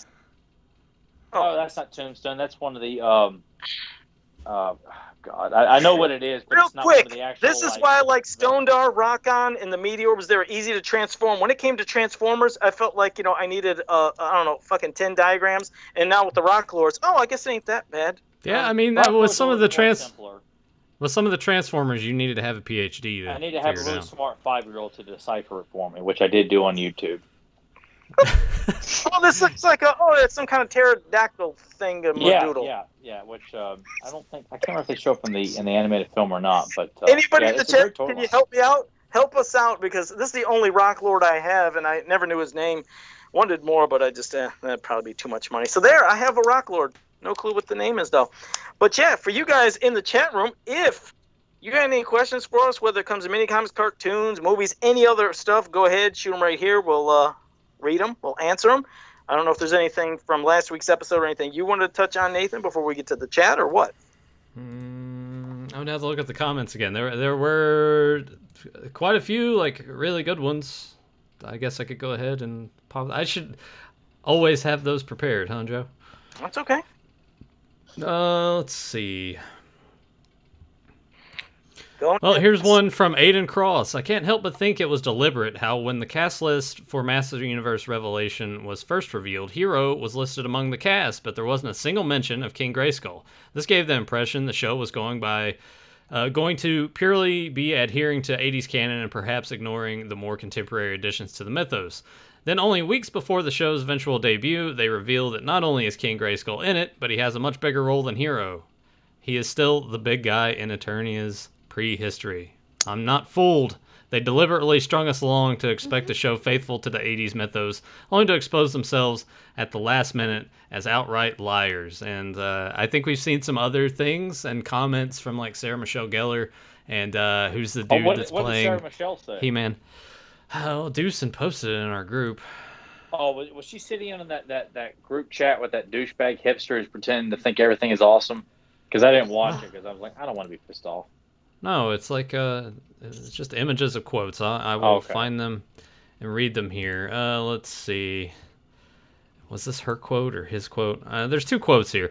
Before Revelation, what was your experience of Masters of the Universe? I think this may have been hers. I've definitely seen the cartoon. I was aware of it, but growing up, He-Man was just aimed so specifically at boys. That always frustrated me. I know there was She-Ra later, but that was sort of an afterthought, and it never felt like women were part of that Oh, world. God, go ahead, Rebecca. Speak up on this, because if anybody could do it, I want to hear Rebecca. Yeah, go ahead, Little Rebecca. girls You loved speak it on so much that they made She-Ra. That's That's why they made She-Ra, because girls already liked He-Man, so they're like, well, here's something for you too, because to show that we're listening to you. Unreal. What's another quote? I'm so Is there glad another? we Or is got her that on this podcast. It's just like we'll just turn her loose when people. You've seen her shaking her head in disgust. Oh, like I know, I said, it was she knows awesome. her I knew stuff. she had something to say about it. Well, all right. So here is from our He-Man / Prince Adam voice actor. His main direction was finding truth in the performance, and I'm assuming he's talking about Kevin Smith here. It's finding truth in the performance and not trying to make it sound like anything, but making the story feel real and relatable. And I think there's a lot of heart in Revelation. The original didn't necessarily. Hang on, the original didn't necessarily have it. It had a lot. It had a lot of other things going for it, but I think this show has heart, and that's kind of cool. And Tiffany's dog freaking loves it. Oh, great. The original was all about heart. And for them to say that shows they don't know a fucking thing about this property. They don't. Unbelievable. This is why I would play that quote of Joe Pesci and Goodfellas. Motherfucking mutt. You know, it's just, oh my God. All right, I can't wait to strangle all these Chris Wood. Let me attach a name to the quote. Chris Wood. So these guys, between them and Kevin Smith saying stuff and Mark Hamill, if everybody would have just not said anything. Exactly. They should have played the role of NYC because they didn't speak on that. It's the stupid cast all over again. Yeah, it is. And remember, NYP never, when they did NYP, they never shit on the original. And it was great. Respected it. They did, exactly. And then you had, here comes Netflix, She-Ra. They shit all over the original and the fans. And they're doing the same thing with this. It's like, just shut your mouth, make the cartoon, let's see what happens. But to have all those quotes, it's enough to enrage everybody. That's why everybody has the most empty-headed response to, what were your thoughts on the original cartoon? Like, they all come off like wasn't aimed at girls. Yeah, that's unreal. That is the dumbest thing I've ever heard. Wasn't aimed at girls. It didn't have heart. 4 out of 10. 4 out of 10. I so wish, like, I swear, they just seen a picture of it. Val was gonna have Kevin Smith there. I'd confront his ass during a Q&A, like right in front of everybody. I just stare his dumb ass down, you know, and I tagged Rebecca in for the hot tag, then let her have a turn at him. I mean, oh God, I'd love to confront him and Rob David, like face to face, man. I mean, just. Is that my job at PowerCon? Yes, yeah. It'd be funnier with me. Into your ear. Yeah. There you go. And this one's for Tyler, and then you kick him in the groin. You're going to try to go to PowerCon this year, Rebecca? I'm going to PowerCon. She is going to PowerCon. Okay, now here, listen to everybody that's now watching. She's going to take all the heat from all the shit that we say that people are like, you guys put your haters and you're toxic and shit. Well, this is where we need your help. Everybody that right now is watching us live and those who's catching us, you know, later, whether you're listening to us or catching this on a rerun, make sure really to like and subscribe to this channel. If you subscribe and you get us to 1,000, that's when Rebecca then would be able to go live anywhere. But we need to have at least 1,000 subscribers, and we're very close. We're I think just 100 and we're 141 away. So if people can just start subscribing to the channel, then we can do lives. You can watch me being like this to Kevin Smith. Oh yeah! How awesome would that be? Yeah, look at that. No, but really, that's what we need, because otherwise we won't be able to get live. Well, at the time, Joe, that's how you promote the show. We timestamp this part, and you take the image of her giving the finger with her tongue sticking out. It's like, welcome, the new member of the show. She fits right in. Exactly. This is fantastic. Oh, Jesus Christ! All right, let's see if we could find some questions here in the chat. Grim, I'm avoiding your question. He's just being a smartass. He said, question for Rebecca: should Joe Amato finally make that damn Masters of the Universe Origins Biff Beastman? It was a joke. I'm not going to make that character. I can't make that character, but he likes shoving it down my throat. Well, it's not up to you. It's the question was for Rebecca. Okay, Rebecca, should I make? Oh Christ! Thanks, thanks, Rebecca. That's great. Make it happen. Comes to the show and then she's like, for making me eat that butter, you have to. Oh, I get you. Yeah. Okay, you over, Joe. I guess I would. Yeah. I still feel it. I like want to cough. Yeah, I don't know if you're if you drink at all, but that helped me last week. All right, I'll get you to have something better to eat one time, Rebecca. Trust me. No, I don't want to eat any more off your menu, or Nathan, or anybody else for that matter. Well, real quick, Rebecca, would you be willing to eat like a spider? No. Okay, all right. Well, there went that. Okay, hot stuff. I love hot food. We got it. Yes. Finally, there you go. You got someone that can do all the death nut challenge and all that shit with so much that like when I give people I'll be like, oh, it's not that spicy. They'll eat it and be like, oh, jeez, it's not that spicy. I guess. Okay. Well, Rebecca, later I might show you a video. I'll send you one, but you can't show anybody. I'll explain why later. But yeah, it's gonna involve something hot. Unless you're gonna share it on her social media, YouTube. No, I mean that sounded wrong. I mean, you'll see what. Jesus Christ, guys, that came out the wrong way. I'll show you. Hey, I'm gonna send you a video. Don't show it to anybody or anything. That sounded terrible. I was like, it's hot. No, Joe the pervert. It's hot. I'll feed you something else later. It's just all pixelated and blurred out, you know. Yeah. But you'll see what I mean, and I will try to get you some death nuts, and you'll have to eat those. Oh my god! Joe's gonna send the poor girl some nuts in the mail.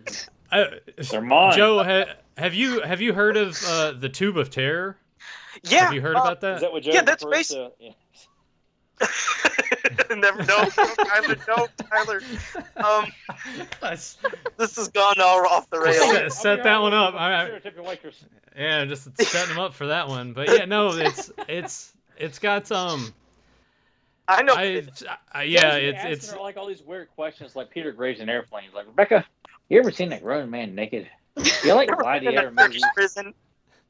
Yeah, Joey, do you like movies with gladiators? You ever been in a Turkish like prison? On Friday Part 4. I got something real neat to show you in my bedroom. I bet you do, man. You like it when Scraps grabs your leg and rubs up and down. It's like, what the fuck is this guy saying? Okay, but no, the Tube of Terror. 13 million Scoville with the whole thing. It's like what 40 some peanuts or something like that.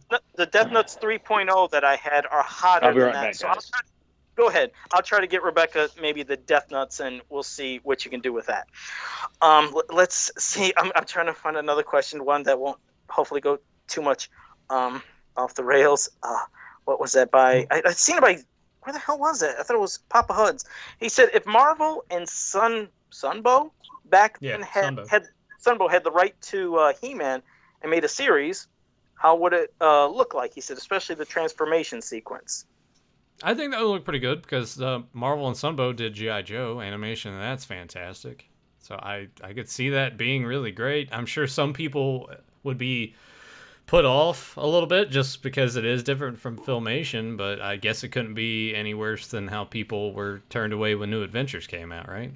Yeah, I mean, New Adventures had one of the most amazing intros, and that's a lot of great animation. And G.I. Joe, I mean, even though, again, I'm not somebody who's watched it all and a fan, and I've seen one episode, I can see that it's really good, fluid animation. So that would probably be very, very.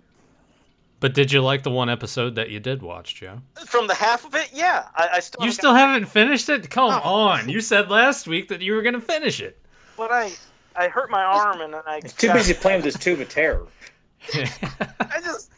I'm sorry. It's so spicy. I don't know.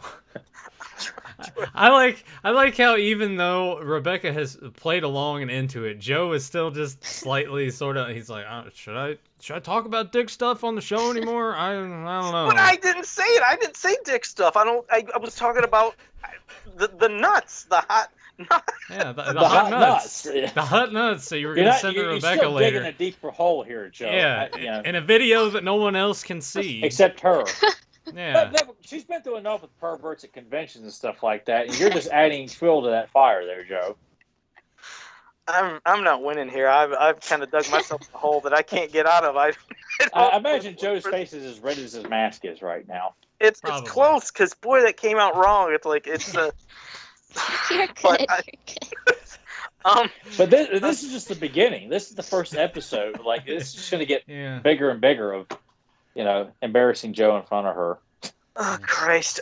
Rebecca, Fedmon wants to know who that is behind you. That's the red guy? Yeah. Yeah. That's John's costume, my boyfriend John's costume.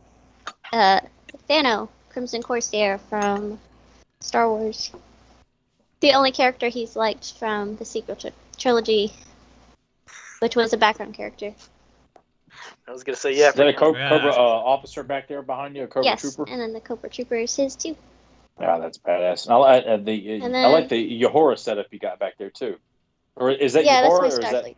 It's just my Starfleet uniform, and then I put my other Star Trek wig for my Orion slave girl on it, just because she's bald. She needs hair. Oh, because it looks like like the black hair.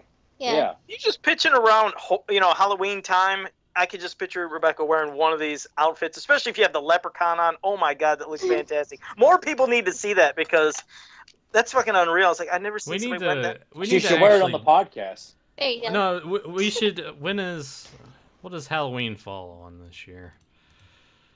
Perfect. Halloween is on a Sunday, so we should just take that episode and we all just dress up, except for Joe because he's already dressed. He's already masked. Yeah. I mean, I do have a lot of Halloween stuff, but it would be too probably hot for me. I wouldn't be able to breathe. It would probably be just short-lived, whatever I do have. But yeah, Halloween is. You know what you could do, Joe? You could just wear no mask and just put makeup on your face. Yeah. Yeah, maybe some prosthetics or some shit.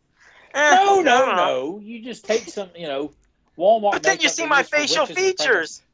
No, we can't. Or paint your face black or something like that. But they'll still see my face. Don't do that. Oh, well, no, but you'd see my facial features. I mean, if I use some prosthetics, I could. Nathan's like, oh, no. People are like, what is this guy think he's the last dragon or something like that? I'm offended by this shit. Well, you never know in today's climate. But yeah, definitely. Yeah. Definitely don't do that. If you listen to this podcast, we know Joe's the blackest man on this podcast, so. Sportimus has Johnny Cock had a question. He said, each of you are making yourselves as a Masters of the Universe WWE figure. What would your reused Masters of the Universe parts be for the toys, and what would your wrestling gimmick character be? Gosh, I don't even know. He likes that wrestling toy line, doesn't he? I mean, they're doing it better than the Origins line. They are. You gotta give them credit for that. They do. Sometimes make it sound like I don't like the Origins lines. I don't hate it. I like some of them. Right. But some of them I don't like. Some of the faces that are definitely like, what was going on here? Yeah. No, I know exactly what you mean. Some worked, but some are like, interesting. But that's where you and I come into play, Rebecca, and we can make our own and make them look top notch. I need to get an Orko. Like, I would like to have an Orko from the Origins line. And that's what sucks. It's like, is it Big Bad that I think I've had, because I couldn't find them anywhere at the stores. I was like, fuck it. I'm just going to put the Wave 2 order on Big Bad Toy Store. And I think it was 2 days ago, it said they might finally be filling now. I'm like, holy shit, I might actually get Orko and Trapjaw, Manny-Faces, and Scareglow. Is this actually going to happen? Still trying to get Scareglow. Yeah, Scareglow's in stock on Big Bad right now. Yeah, he is right now.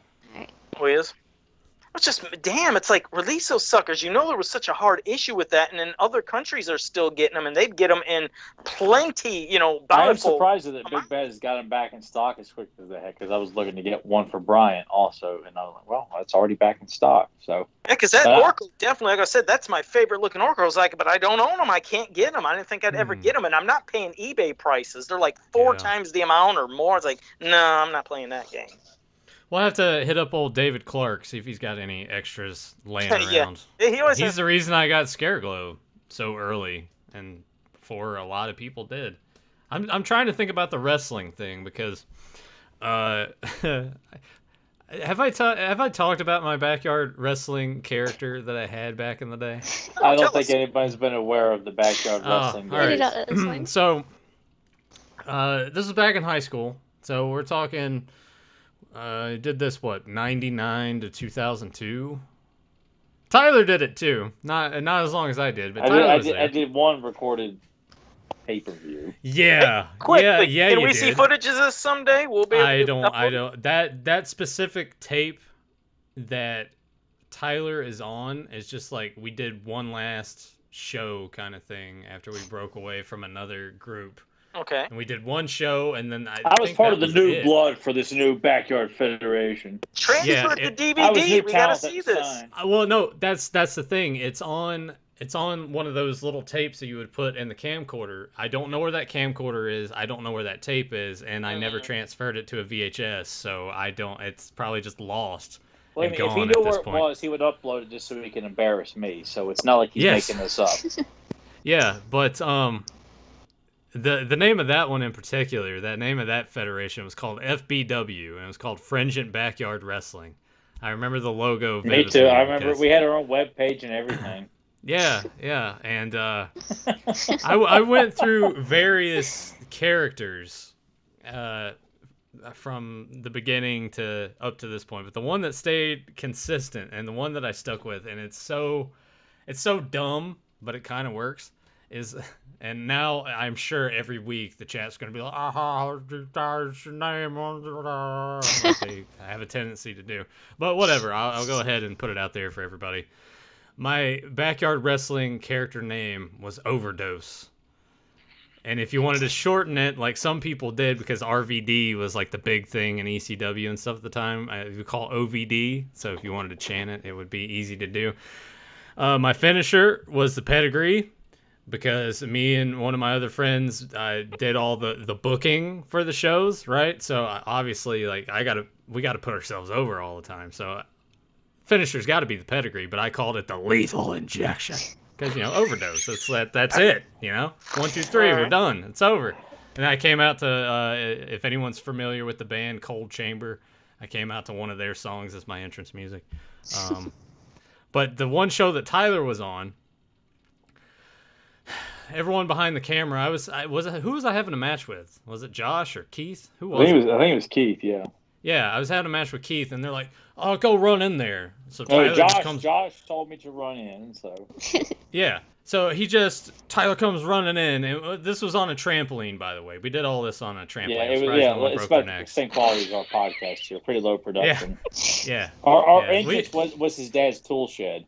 Yeah, yeah. We would just walk out from that because it had a little ramp with the boom box playing. Well, this was early 2000s. Burning CDs was barely a thing at this point. So most of the time, the song was recorded onto a tape and put into a portable CD player / tape deck. Anyway, Tyler runs in. I look at him. I'm like, huh? He doesn't say anything. I guess Josh had told him, hey, run in there and give him a DDT. Yeah. So he just runs in, looks at me, grabs me by the head, and just falls down. And I was like, what the fuck? He didn't even say anything to me. I'm like, you could have told me, hey, man, DDT. It was a shoot, man. I wanted those two middle school kids to believe it. This shit was real, our audience. Yeah. Our audience. Yeah, sorry, I snapped your neck, Nathan. Sorry about that. We did have police outside. I guess because someone thought we were up to no good. Like that's when Backyard Wrestling was like, "Oh my God, these kids are killing themselves." So like a police officer was parked outside Nathan's house for a bit. Did you say FBW? Is that what you said? Yeah, FBW, Fringent Backyard Wrestling. Well, I was going to say, on YouTube, I don't know if these are friends of yours that kept going with it, there's an FBW Backyard Wrestling, and it's been around for about, 6 years on YouTube. I don't know if any of these people... Probably not. I don't know. Okay. All right, just curious. One of Nathan's rivals from those days is still trying to push Backyard Wrestling. Maybe this is one of his friends that decided to start it up with some other people. It is funny because Nathan would tell me about all that stuff, what was going on. And it was funny as hell to hear him, anytime the group would come in, he would start playing the Wolfpack theme on the table just because he was making fun of them. So they would always come in as a group and he'd start playing the beat on the table there. And I'm just like, it's just funny as hell. And, it was. Those were kind of the days, but not really. Whatever. It's out there now. We were kids, and I thought it was I was new to this group too. I was like one of the new additions to this group there, and trying to fit in. Just trying to fit in and going around throwing DDTs without saying anything. Yeah. Hey, I think I remember being kind of pissed off. At least I was doing something that John Cena can't do, which is just do it in the ring and not get caught on camera, talking and shit like that. Oh, calling the spots. Yeah, that's what you're trying to do. You just. That's what I was doing. Immerse our audience. I mean, this was real, man. Like CZW breaking light bulbs and shit over our heads. I was pissed off afterwards because I was like, "You didn't say anything." I don't know, man. Josh told me to do it, and then Josh looks at me. I'm just like, "You motherfucker." Well, Josh has a very Jim Ross voice too, so he was doing commentary. So and Jr. Josh Root, it works, it fits. Yeah, it worked. Yeah, so we just call him. But his wrestling name was we just called him BDC because Big Daddy Cool. I don't know. It was dumb. Tyler, what was your name? What was the shitty name we gave you? Wasn't it Copix? Copix was my wrestling name. Yeah. Yeah. Early 2000s were terrible times when Jicos rolled the land and the shiny button-up dragon shirts. We're shopping at Gadzooks and shopping at Hot Topic was like, oh my god, they've got a Hot Topic, man. Yeah. You know. Jinkos was the worst. I had Jinkos. Yeah. Boy, Hot Topic and Spencer's went right down the toilet. I got so pissed at Spencer's because they used to have some of the best selections of Halloween stuff when it came to outfits and figures. And then at one time, they just stopped. I was like, what's going on? Why don't you have any more Halloween stuff? They said, oh, we're not carrying no more. Our sister store, which is, damn, what was that sister store? You can help me out, Rebecca, maybe. Do you know any other stores that might have been? Do you know any other places that? Well, she's into horror shit. She knows horror stuff, so I thought maybe Spirit Halloween. That's the only Halloween store I know. Yeah, it just sucked. It just went away, and I was like, there went all the stuff. That's where I got so many things. That's where I got that one. There was before Freddy vs. Jason officially came out. Remember all the rumors that we were waiting in a 10-year limbo, and it was actually licensed through, I think, New Line Cinema. It was this latex rubbered tombstone of Freddy vs. Jason, and at Spencer they would have like a 75 to 80% off all Halloween stuff right after Halloween was over, and I got that super cheap. I still got that thing, and it's one of the rarest pieces. But I used to find so much cool shit, but they stopped. So no more horror stuff over there. Joe was probably back there hanging around like all the sex toys and stuff like that in the back of the store. Like, I'm looking at the horror stuff. I wasn't looking at that. He sees like an edible undies. He's like rubbing his face in them and shit like that. They got pictures of him behind the counter. How'd this get in my hand? What? That wasn't. Don't let this man in the store. Which Joe, I can't remember the episode number, but this man has eaten edible underwear on this show. So go look that up. And I had the spider and everything. I had the tarantula. The tarantula, like I said, wasn't bad. It was just it was hairy. You have to change your demeanor because we do have a lady on the podcast now. So eating underwear in front of her is probably not in the best taste there, you know? It's like, it was a fruit roll-up. Yeah. But, the tarantula was interesting. If you've never seen that, Rebecca, I'd highly suggest you watch it when I watched that episode. Did you? No. And that tarantula wasn't bad. The crickets tasted like cheese and bacon because that's what they're flavored in, so they weren't too bad. But yeah. You imagine like Joe saying this stuff to like a girl on a date. Just like trying to recommend eating tarantulas and edible undies, and I'm just picturing Joe's thing. It's perfectly fine and a real gentleman. Well, he probably starts off with the edible undies first, just to gauge it, to be like, oh, well, that's sort of normal amongst people, right? Like, that's why it's in stores. But then he goes off the rails. But she thinks him being okay. He's into kinky shit. Next thing you know, he's like, oh no, I just like eating them. And by the way, you ever eaten a tarantula before? Yeah, it's not alive when it's freeze dried. The crunch is real nice. I'm glad I got to hear that echo. I wish Joe was on the Love Connection with Chuck Woolery. How awesome would that have been? Like Joe's up on the screen, all you can see is his man, and Chuck's got his big puffy hair, and the girl's like, it's like he actually could eat my underwear. Oh man, we need a Photoshop of Joe on the Love Connection. Oh man. No, you just need to Photoshop all three of us as like the three dudes on the Love Connection with Joe sitting there with like the box of edible undies like in his lap. Like a Bill Cosby shirt because those guys always wore like some of the most goofy ass clothing on that show. Oh my god, that was a great show. I used to love watching Love Connection. It was an awesome show. Let me get to one last question from Sportimus. That's it. We only have one question. Come on, we got to get another. A good one. A couple good ones in here. Well, he's got a good one. Sportimus said, if Filmation was given the green light to do the Hero sequel to He-Man years ago, how would you have felt about that back then as a kid? He said, me, I only see Adam as He-Man.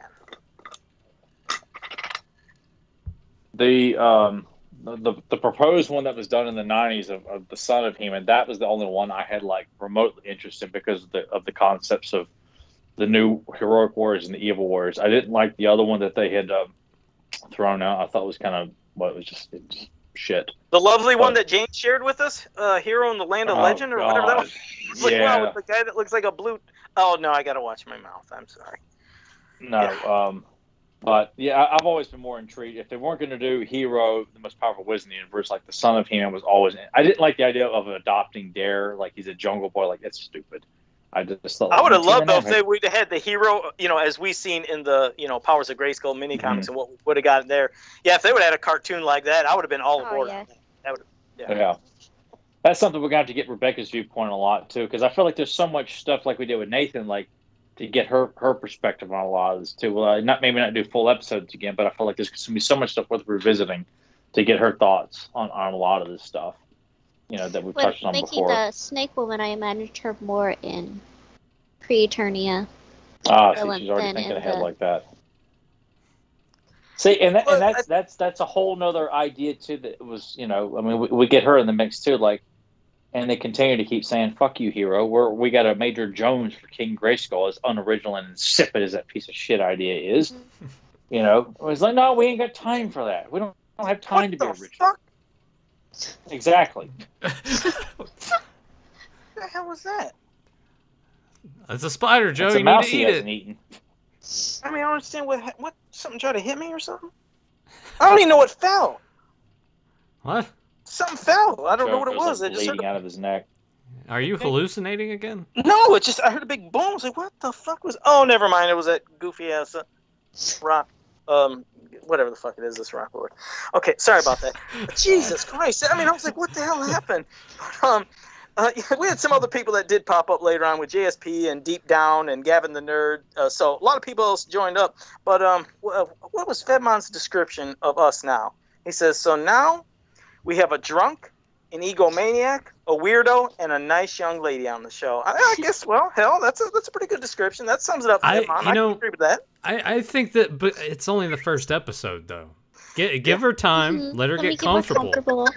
And then I think she might be the meanest out of all of us. I don't know. But she lets her pixie-like voice kind of like subdue the edge there. I mean, she could be dishing out like middle fingers left and right, She could be like, the Stone Cold Steve Austin of this podcast. She could be. She very well could be. And she might drink me under the table. Yeah. We don't know. I don't know better than I do. I mean, she might be able to usurp, and then, no one's going to be as weird as Joe, but, so at least she can take down two of us. That's terrible. Yeah. I get to keep one thing on you. She gets to top all you guys, but no, fuck Joe. No. And Joe's sitting on his mountain of garbage. No one's climbing that mountain. Leave him up there. No, we once play King of the Mountain with Joe to knock the top and go on. You'll slip on all the. You'll slip dirty on all diapers the and stuff. Yeah, the empty El Monterey burrito wrappers and everything. Christ. Those are slick. I was going to show Rebecca something real quick here. I picked this was strictly like I had no intentions of picking this up. It was like, oh my god, they got this. I'm like, oh my gosh, she's gonna be on the podcast tonight. I found this in my local comic shop today. Yeah. How much that cost you? That's the first. Well, first issue of Red Sonja. Not first solo issue. Not first appearance, but her first solo issue. Yeah. Yeah. Yeah. It was $20. Not bad. Not That's bad. awesome. But I was like, I think she'll appreciate that there. I definitely appreciate that. Yeah, it's good to see more. And Nathan liked Red Sonja too, so it's just good to know we can keep spreading the Bionic 6 love. We're gonna spread the Red Sonja love. It was cool, and Michael didn't. He hasn't extended that invitation to me to do the Red Sonja discussion, but that's fine. Well, he wants to deal with the real deals here. I know. We're like we're like the D'Lo Browns of Red Sonja. We're dealing with the real deal now. I used to love watching him come to the ring. Of course you did. You know where he got that from, don't you? That head bob thing? Do you remember? He got that from you. No! From Friday when he said, yeah. Oh, I'm sorry. Well, all right. Never mind. Okay. Well, D'Lo was highly underrated. He was a great performer. I loved his matches with X-Pac for the European title. I loved all of that stuff. And I know that he got a bad rap for the Draws accident, or I guess he was too hard on himself and wasn't the same after that, but love some D'Lo. European champion D'Lo Browns. One of my favorite highlights from the Attitude Era, which doesn't hold up as well as people think that it does. All right. Well, guys. Well, you are not talking about Sonja, Joe. You can't just cut us off here. Sure I can. I think that might go be straight into Red Sonja discussion. Yeah, we'll just go right here. Mike, we'll tell Michael we're hosting the stream here on a Red Sonja discussion there. So Iconicon is not over. Oh yeah. It is continued right now. For you, by the way, Rebecca. That was great. That was Michael and Melinda are awesome. Like I can't believe they put that together. So like, they made it so effortless for us, like coming into it. But I'm sure they were just like working their butts off. But that was awesome. Did you do that William Stout interview yet? What was that, Joe? Did you do the William Stout interview yet? I couldn't remember. If you said you did. Did you watch it? Okay. Obviously you didn't. Obviously you didn't. I didn't know it was on. That would have been awesome. Oh yeah, I watched it. No, I didn't know.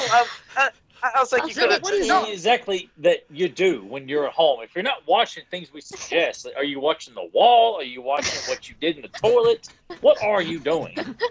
Imagine Joe just sits there and admires the dumps that he takes from all the garbage that he eats. Oh, that's pretty impressive. Yeah. No, that was a great. Dad, come look at this shit. I didn't know you did it. I mean, you talked a lot about Masters. And I stopped. The Predator question that William Stout never answered or said he was going to discuss on this podcast. For those who want to see it, that would be on your Simple Tricks and Nonsense page, I'm assuming, or what? Yeah, it'll be on there. Joe. There. All right. He said he would cast a She-Ra. I'm gonna have to watch that. I apologize. I didn't know. You should tag me next time. I got a horrible memory, Rebecca. It's terrible. My mind is just warped. It's gone. Joe, we even sent you stuff and you still forget to do it. So you can blame tags all you want. We know. What do you watch, Joe? What do you watch when you're not customizing? You just watching like the bodies in the basement?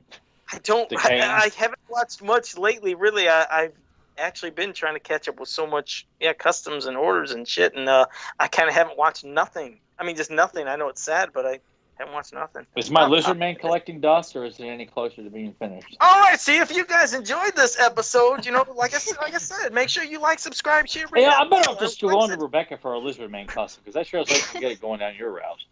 Listen, so I want my Jason 5 back. I'm gonna give it to her.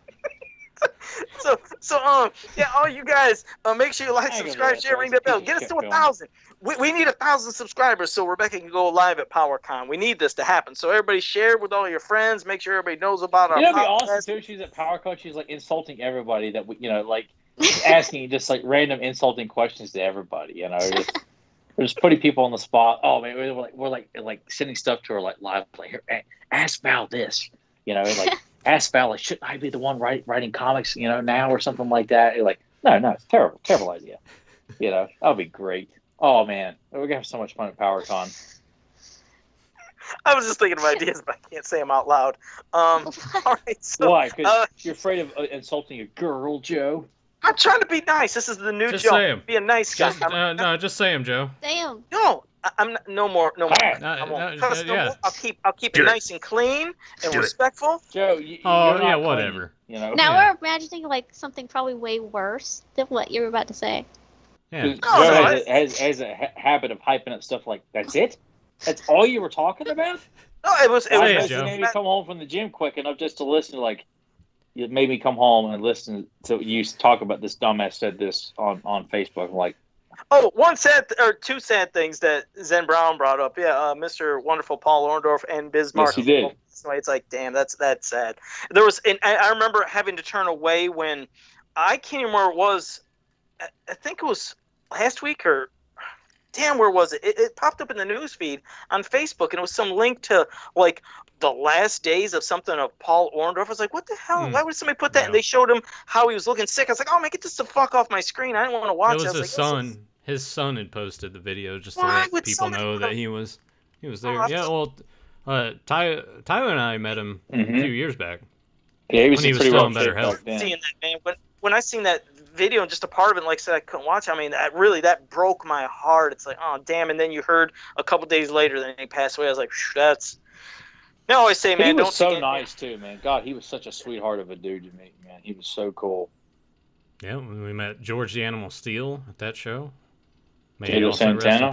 Tino Santana. Bob Orton. And Jim Cornette. Yeah, well.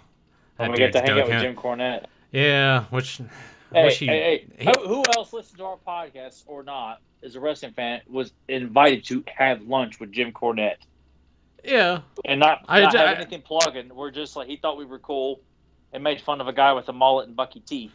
Yeah. And invited us to have lunch with him, or while he ate lunch. Like, no one else. The only person I ever met was George Animal Steel, and that was completely not even on purpose. It was on accident. It was my God, that might have been over 20. Yeah, pretty much. It was like over 20 years ago. Yeah, sitting there like in Coming to America, bowing down to me and everything. I can't believe this. But no, it was we drove into Michigan to get fireworks, and it was not really far into Michigan, and went to this one place off. It was almost like it looked like a little farming area, and went inside, and it was George Animal Steel was behind the table selling the stuff. Like, what? I was like freaked out that I seen him in person, and it was weird. It was weird seeing somebody that you're seeing on TV. It's like, wait, he's right here, but to him it was nothing. He was just here selling fireworks with his family or whoever it was. It was the most bizarre thing. So it wasn't even trying to meet him. It was just buying fireworks and bam, George Animal Steel. So that's, I think, the only wrestler I ever met. I mean, I've seen people, at events, but I never met anybody. I don't get to meet nobody around here. These fucking conventions are shitty. Hey, you forgetting who we've had on this podcast you got to meet and talk to for free? No, I meant in person, face to face. Well, see, Joe, that's why, if we all went to PowerCon and Tyler and I decided to just drive and road trip it, and we would come pick you up. Until next time, have a powerful day. No, you can't do that. No. You can't no pop power that over us. You gotta say what you were gonna say earlier that now you're like too bashful to do. I can't remember. My mind's it's a pile of shit. I forgot. I'm sorry. I apologize. I'll remember it next week. There we go. All right, well, do you want to do your spiel again, I guess? Okay, so anyone that, if you're new to this channel, make sure you like, subscribe, share, and ring that bell so you can always be notified when we go live. And until next time, have a powerful day. Look at the strength of your body, the desire in your heart. I gave you this. I know this. I know it's for Rebecca. You did. It has to be for her, so I'm not going to I will tell you, actually, Rob David said this to me in Messenger after he was pissed off about what I was saying about him. So he's pretty much blaming me for my glory. Wait, what? No. Well, once you guys are, Say it again, so Rebecca. I'm kind of surprised she is flunking on this one. She'll get it. Go one more time. Tyler, one more time for her. I got to repeat it here. Okay. Yeah. Look at the strength of your body, the desire in your heart. I gave you this. God, I know this. What is that? It's driving me crazy. You're having what I call, or everybody calls, a Joe moment. No. She does, when she knows it, she's going to be like, "Oh my God!" I'm gonna kick myself. Yeah. Oh, she's going to. It's gonna be like you with Shell. Like she got the carry quote immediately. I'm like, I can throw anything now, and Nathan and Joe will just sit there and foam at the mouth, and she's going to name it right after the other. And now she's bombing miserably on her debut episode. It's like when I she's bombed joined with Friday the 13th. She's joined the rest of you guys. Remember when I couldn't get Shelley's from Friday the 13th Part 3, and I felt like that shit, was legendary. So I can only imagine. And I will get you again on another Friday the 13th. I initially thought about, Ted, where the hell's the corkscrew? Oh, yeah. Love that from Part 4. Yeah, Part 4. Yeah. I actually watched that last night. Just got in the mood to watch that while I was doing my meal prep. I checked shot out in reverse where he did the meat cleaver to the face. That was shot, I guess, in reverse because a lot of people thought it looked strange, but that's how they had to shoot it to make it look like he did get slammed in the face with it. So I didn't know if you knew that, but yeah, a little useless piece of trivia. I give up. It's driving me crazy. I know this. I know this line. You sure you don't want me to repeat it to you again to kind of pour salt on the wound? I know I'm gonna kick myself because I hear this a lot. Becca, you can't bomb on your first quote. You got to get this stuff. You can't. But it just means she fits right in with you guys. It's driving me crazy. Yeah. Well, Tyler, give it to her. James Earl Jones is Thulsa Doom and Conan the Barbarian. Oh man. Oh, Rebecca, that's terrible. That's terrible. Yeah, like it was a lock. She was gonna get it. Like I can't believe it. She didn't get it. That's sad. That's horrible. That's one of my favorite movies. I'm like, I hear this so much, and I'm like thinking, Beastmaster. It's not Beastmaster. What is it? Well, just don't beat yourself up like fake fan.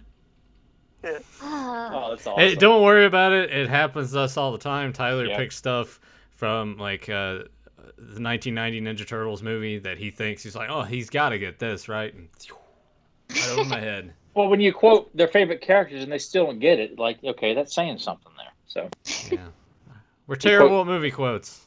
Yeah. So Rebecca's 0-1 on her. 0-1, yeah. We'll keep up a statistic for her moving forward. Yeah, we'll have to have like a nice a graphic on the screen that says, like a tally mark for who's. Well, Joe has 1. I think Nathan's got 2 or 3. I've gotten a few. I've gotten more than 2. Well, you got more than Joe. Joe doesn't get any of them. Oh, thanks. I'm gonna go back. I gotta review. You got maybe 1 of all the movies. Thanks. And it was. What? Am I lying? No, I got like 7 at least. I did pretty damn good. 7? Bullshit. We're gonna backtrack. 7 maybe over the past 6 years, 7 years that you guys been doing the show. Is this? Are we on our 5th year of doing this podcast or 6th year? I think we're almost going on 6. Isn't it? I want to say it's 6 for you guys. It's only been what 4 for me, I think, maybe. And it probably feels like 6 for Rebecca now, as long as it took her to get that movie quote. Oh, wow. Damn. I missed that. That's terrible. All right. See you guys but I'm going to let that one ride. I'm not going to ride her on that one anymore. Next week, everybody, the revelation is upon us. Oh God. I kept thinking we were going to have like a topic. So we're doing that next week. Is that what we're not doing? Like we got to give our thoughts on what happened. Why don't we just let Revelation. Rebecca pick a really good She-Ra episode and do that instead? We got to talk about it. Do that. We got to talk about it. I was gonna say I don't do drugs, but is there some natural thing that can calm somebody's nerves? Because I'm sure you can put together something in your kitchen. I mean, marijuana is a natural drug. No, I don't do that. I don't do none of that stuff. I'm gonna need I don't know, some kind of food or something. I'll do it. Maybe I'll just get my uveitis and eat a whole bunch when the show starts. Well, I mean, technically, like shrooms are, just do mushrooms. He just goes out in his front yard, describes mushrooms growing out of the ground. I'm gonna put a whole turkey in the oven and just go to town, and that tryptophan will just put me out before the show starts. That's it. I'll eat a whole bunch of turkey. Well, eat that on the show. Be like Yokozuna. Just have you a whole bucket of turkey. His was KFC chicken, but just bring a whole bucket of turkey and just eat that during the show, and then maybe you'll fall asleep. That actually might be kind of fun. Huh. Are we reviewing, like, since they dropping, like, all the episodes, like, are we just doing one episode? We're going to just the whole thing, the whole shebang. Okay, good. So we're not dragging it out. No. Good. No. Okay. No, we're going to give our thoughts on the whole thing, and then we can put it behind us until the next batch of episodes come out, however Which long would be that's January. So when we is it just 5 this week? Yeah. It's just 5 and then 5 in January. 5 in January. Right. So yeah, that'll be easier to digest, I think. All right. Well then, we'll let Rebecca pick the topic for the following week. Because after sitting through that shit, we need something kick-ass. So Rebecca, be noodling about what you want us to discuss. Okay. When we come back from discussing this abomination that Well, it's been a long time coming. I told you guys. All I have to say is I told you guys. I told you. I hate to say a told us so, but I told us so. Yeah. If anybody watches Trailer Park Boys out there, there's probably a few fans. All right. See you guys next week. Prepare yourself. Bye.